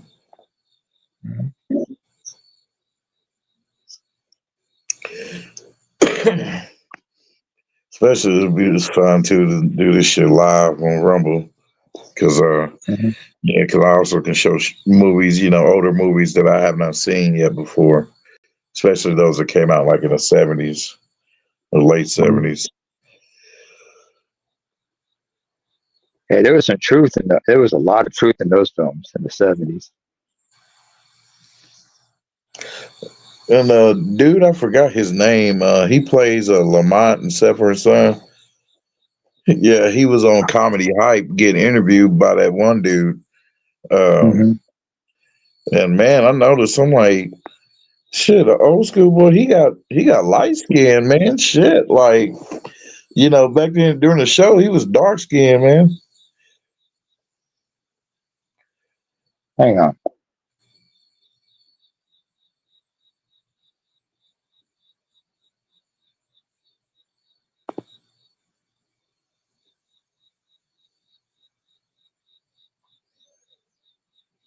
I don't know what's up with that one. Sanford and Son. I'm trying to remember the brother's name. Yeah, Lamont. Yeah, you'll see his interview he did. They still have it up on Comedy Hype. Well, Oh, I know. Demon Wilson. Yep.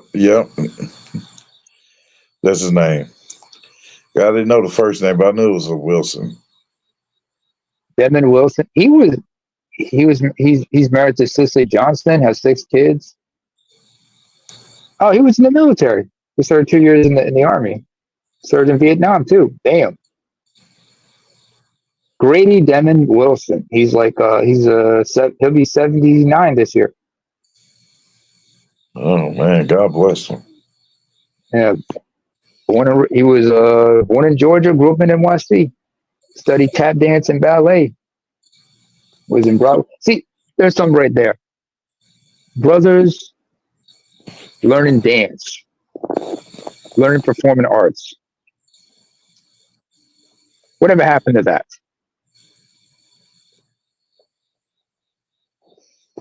Well, You know? Do you have I any guess idea how many guys who learned to break also had backgrounds in modern dance and whatnot?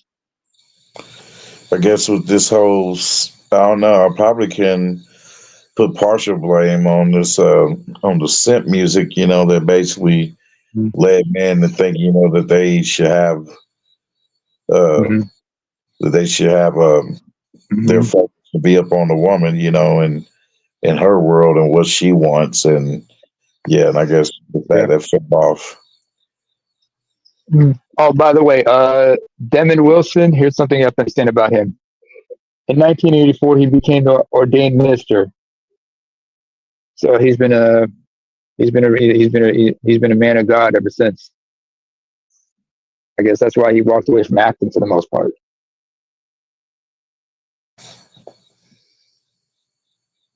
You gotta give it up to him, you know. And I forgot what he mentioned too, man, about there was like some problems or whatever, some confusion that they had in the studios, which is why during the last season they removed him and replaced him with a fat white dude.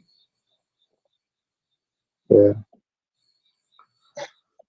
Oh, speaking of friendships,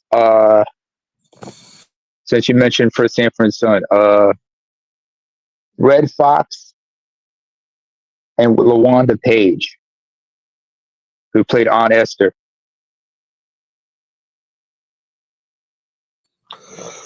Yep, They unanswered. were long time friends, colleagues. They worked together, during the Chitlin circus when they were doing stand up and everything. And he promised her, "Man, I got you."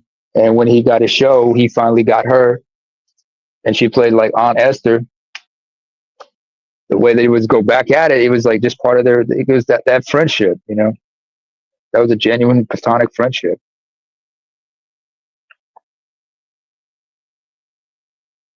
But but Wanda Page got arrested, so I mean, Yeah, that I didn't know that. Shit. Okay. yeah, they, yeah, Yeah, you talking they're about both her? from the Midwest, and You mean her and yeah, Red Fox, right? Not Wilson. no, her and Red Fox. She knew Red Fox, who worked with Fred, also with Richard Pryor and everybody, and so that's how they ended up, working together and everything. It was a camaraderie. Hmm. She also became an evangelist in the early the 80s, and she was a preacher. Her daughter also became a preacher. Yeah.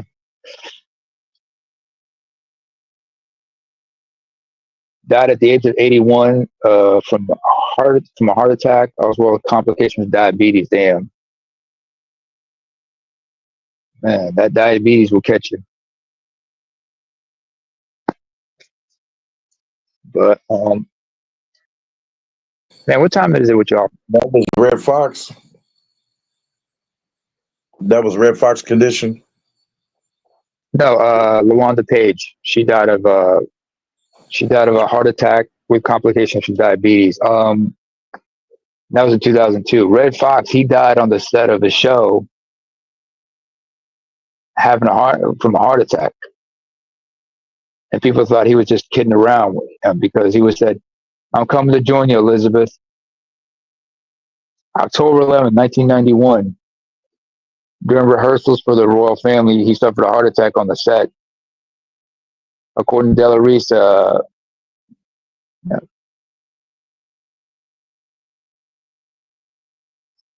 speaking of women who are elegant, and I mentioned this earlier, like, how much, some people were influenced by older women. Like a lot of us had our mothers, but, a lot of us also had like mother figures in our lives who showed us what an elegant woman was, or what a real woman was. Like, you had that like your aunts, your grandmothers, other family members, and they showed you what an elegant woman was like. What's a real woman like?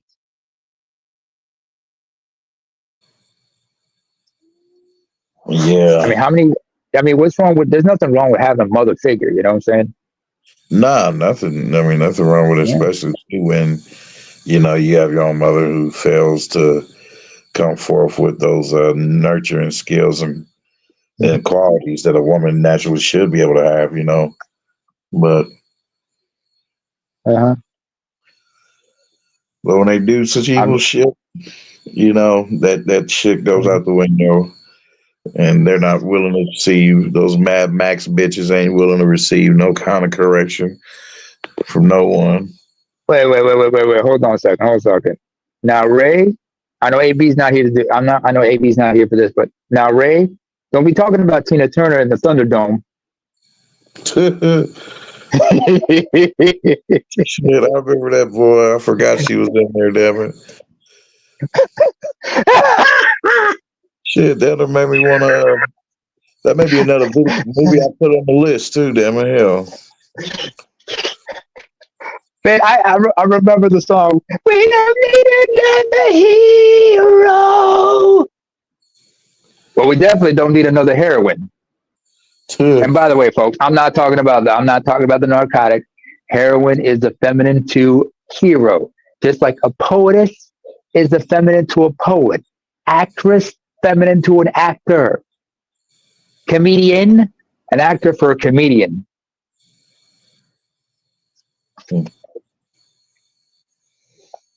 Shit. Yeah, because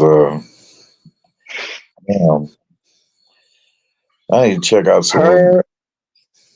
Go ahead. I need to remember some of those movies that Foxy Brown played in. She played in some action movies too. Mm-hmm. Man, I'm about to be playing a whole bunch of shit on Rumble. Shit. Don't forget about Pam Grier. Yeah. Another elegant woman in her own way, in her own right. Mm-hmm. Yep, her too.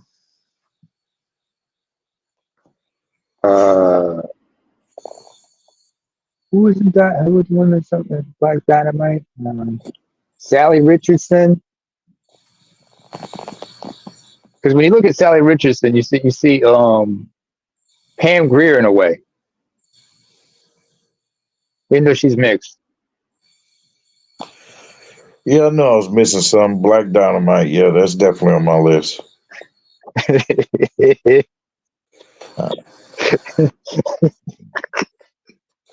Yeah. I'm not laughing at you, man. I'm just, just. No, I found out a slick way man how to upload that shit now, so All I had right. to, I had to cut it up in fours so I could play today. That was fine. Listen, The only problem is it's a very based media player. Like it doesn't have no pause or fast forward or rewind. And just when you you play the video, you gotta let it play out. got to be careful about that stuff,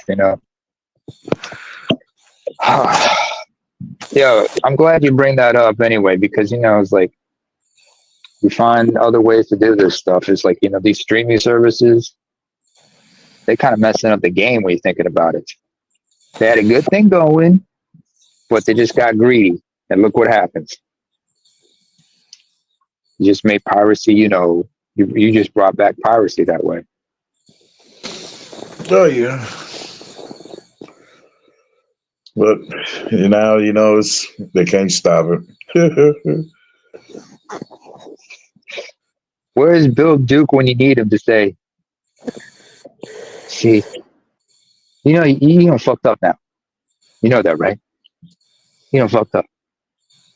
You don't fucked up right there." I got an app where I can stream all those damn networks into one app. Fuck paying for Hulu and another bill and another bill paying Netflix and HBO. Fuck that. I got all that shit in one.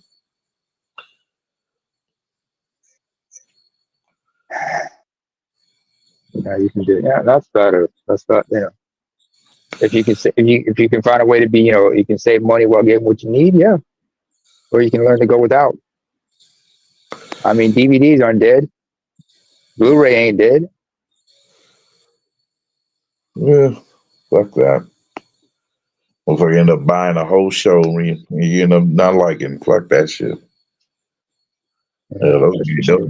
those days over with. Shit, streaming is king. Streaming is king, but you know what?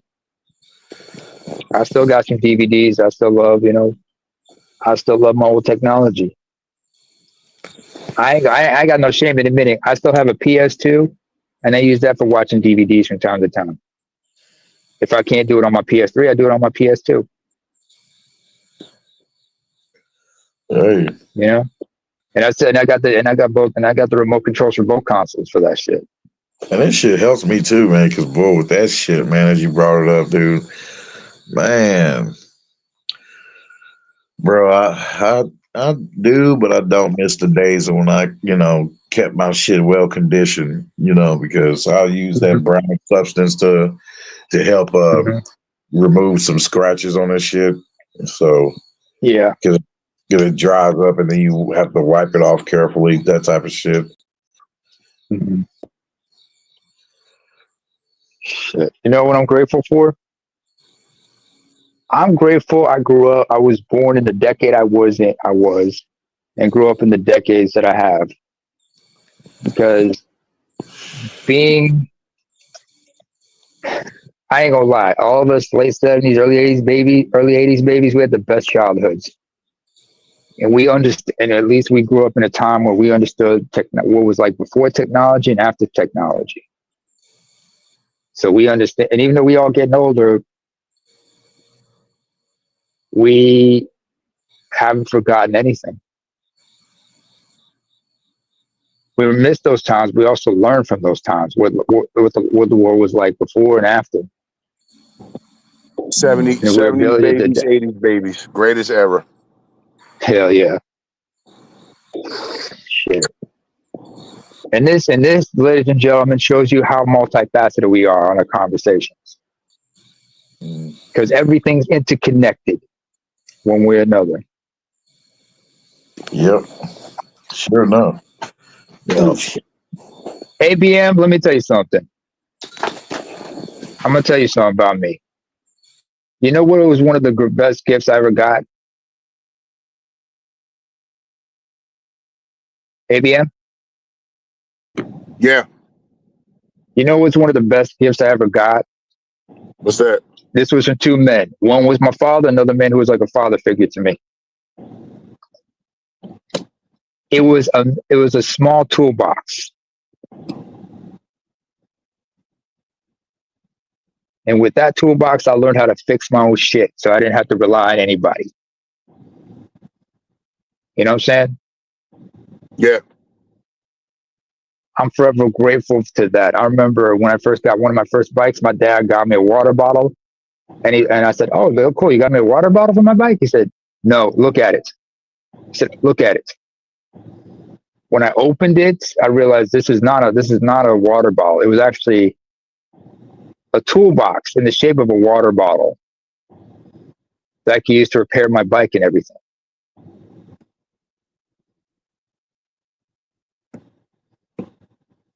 Because when I was younger, I fucked up, I broke something. I did something I wasn't supposed to. And instead of my dad whipping my ass, what he said was, "Go get me my toolbox." I was like, "What?" "Go get me my toolbox." And when I went to go get, and it was heavy. You're like 7 years old, and your toolbox kind of heavy for you. I'm trying to carry it. He said, "All right, come here. Today, you learn how to fix your shit.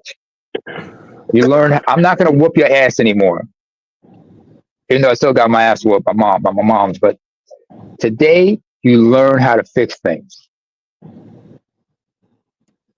So the next time he saw me with messing around with his toolbox, and I was trying to fix something. He said, "What are you doing?" I said, "It's my mess, and I'm cleaning it up." And he was like, "Exactly. Learning how to fix a cassette tape." How many of y'all still remember how to work a cassette tape? Yeah, I remember them days. You had to fix Yeah, shit, man. yeah. Tape The pop, fix you that fixed shit. it. Couldn't run out and buy Tape. another one. I remember that Yeah. shit having to rewind the tape back and shit. Damn it, how to y'all untangle, remember trying to untangle, y'all remember trying to untangle. rewind a cassette tape. You remember trying to rewind a cassette tape, but you had to do it manually with a pencil or with a pen. Yeah,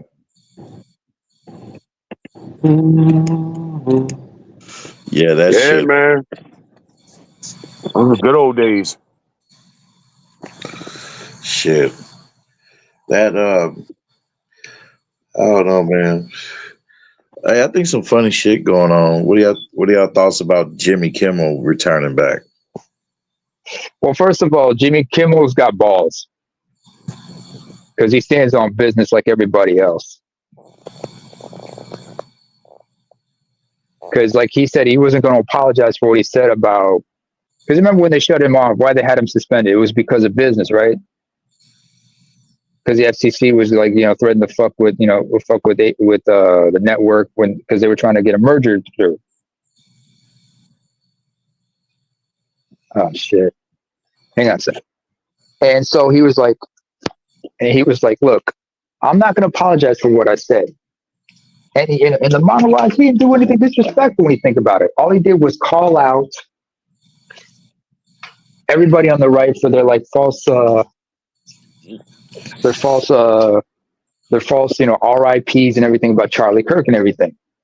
Well, now they And yeah, no, what it was too though was that he what they was talking about, what people was pointing out was that no, when he brought up talking about Charlie Kirk, and he mentioned it pissed the president off because he brought up how President Trump, he showed a video of how a reporter was basically asking him, bringing up about Charlie, and he edited the video in a way to show that the president didn't care about Charlie Kirk, and basically changed the subject. He changed the subject to talk about something else. So I'm like, damn.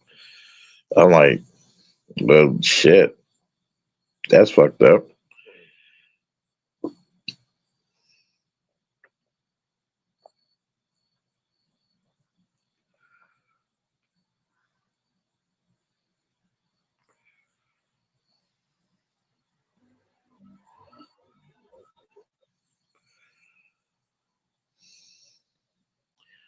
I'm like, man, and the something they resorted to was All just right, to try to make Trump look bad. I'm back. No, yeah, but what Kimmel did was like he just called out, Trump for his apathy. He Oh, called out everybody for you like, didn't hear what I said about the video? I said that basically yeah, a big part of it was because of that video that he edited. yeah, because in the monologue he's saying like, you're out, what did he say? You just mourn this guy the same way a 4-year-old mourns a dead goldfish. You didn't mourn him like you mourn a dead relative or a close friend. This man meant nothing to y'all. Anyway, folks, I'm gonna catch y'all later. I gotta dip out, but it's good talking to y'all. You know what I'm saying? Ray, stay Hey, blessed, my brother. hey, bless you You too. you bless you, brother. Hey, Andre, keep your head up. You keep that. You stay on that N60. You stay on that Xbox or PlayStation and be like as much of an asshole and as much of a stand up guy like Paul Proteus, man. You're the I'm, new age Paul Proteus, brother. Be like that. I'm about And to Charles, thank you for later. having me up. God bless you, brother. ABM, love you. Stay y'all safe. Everybody, y'all have a good night. I hope y'all have a good morning tomorrow. Yeah, Love y'all. One. I'm about to go watch that Alien Earth movie show, the latest episode. So, all right, Charles. Thanks for having me on, man.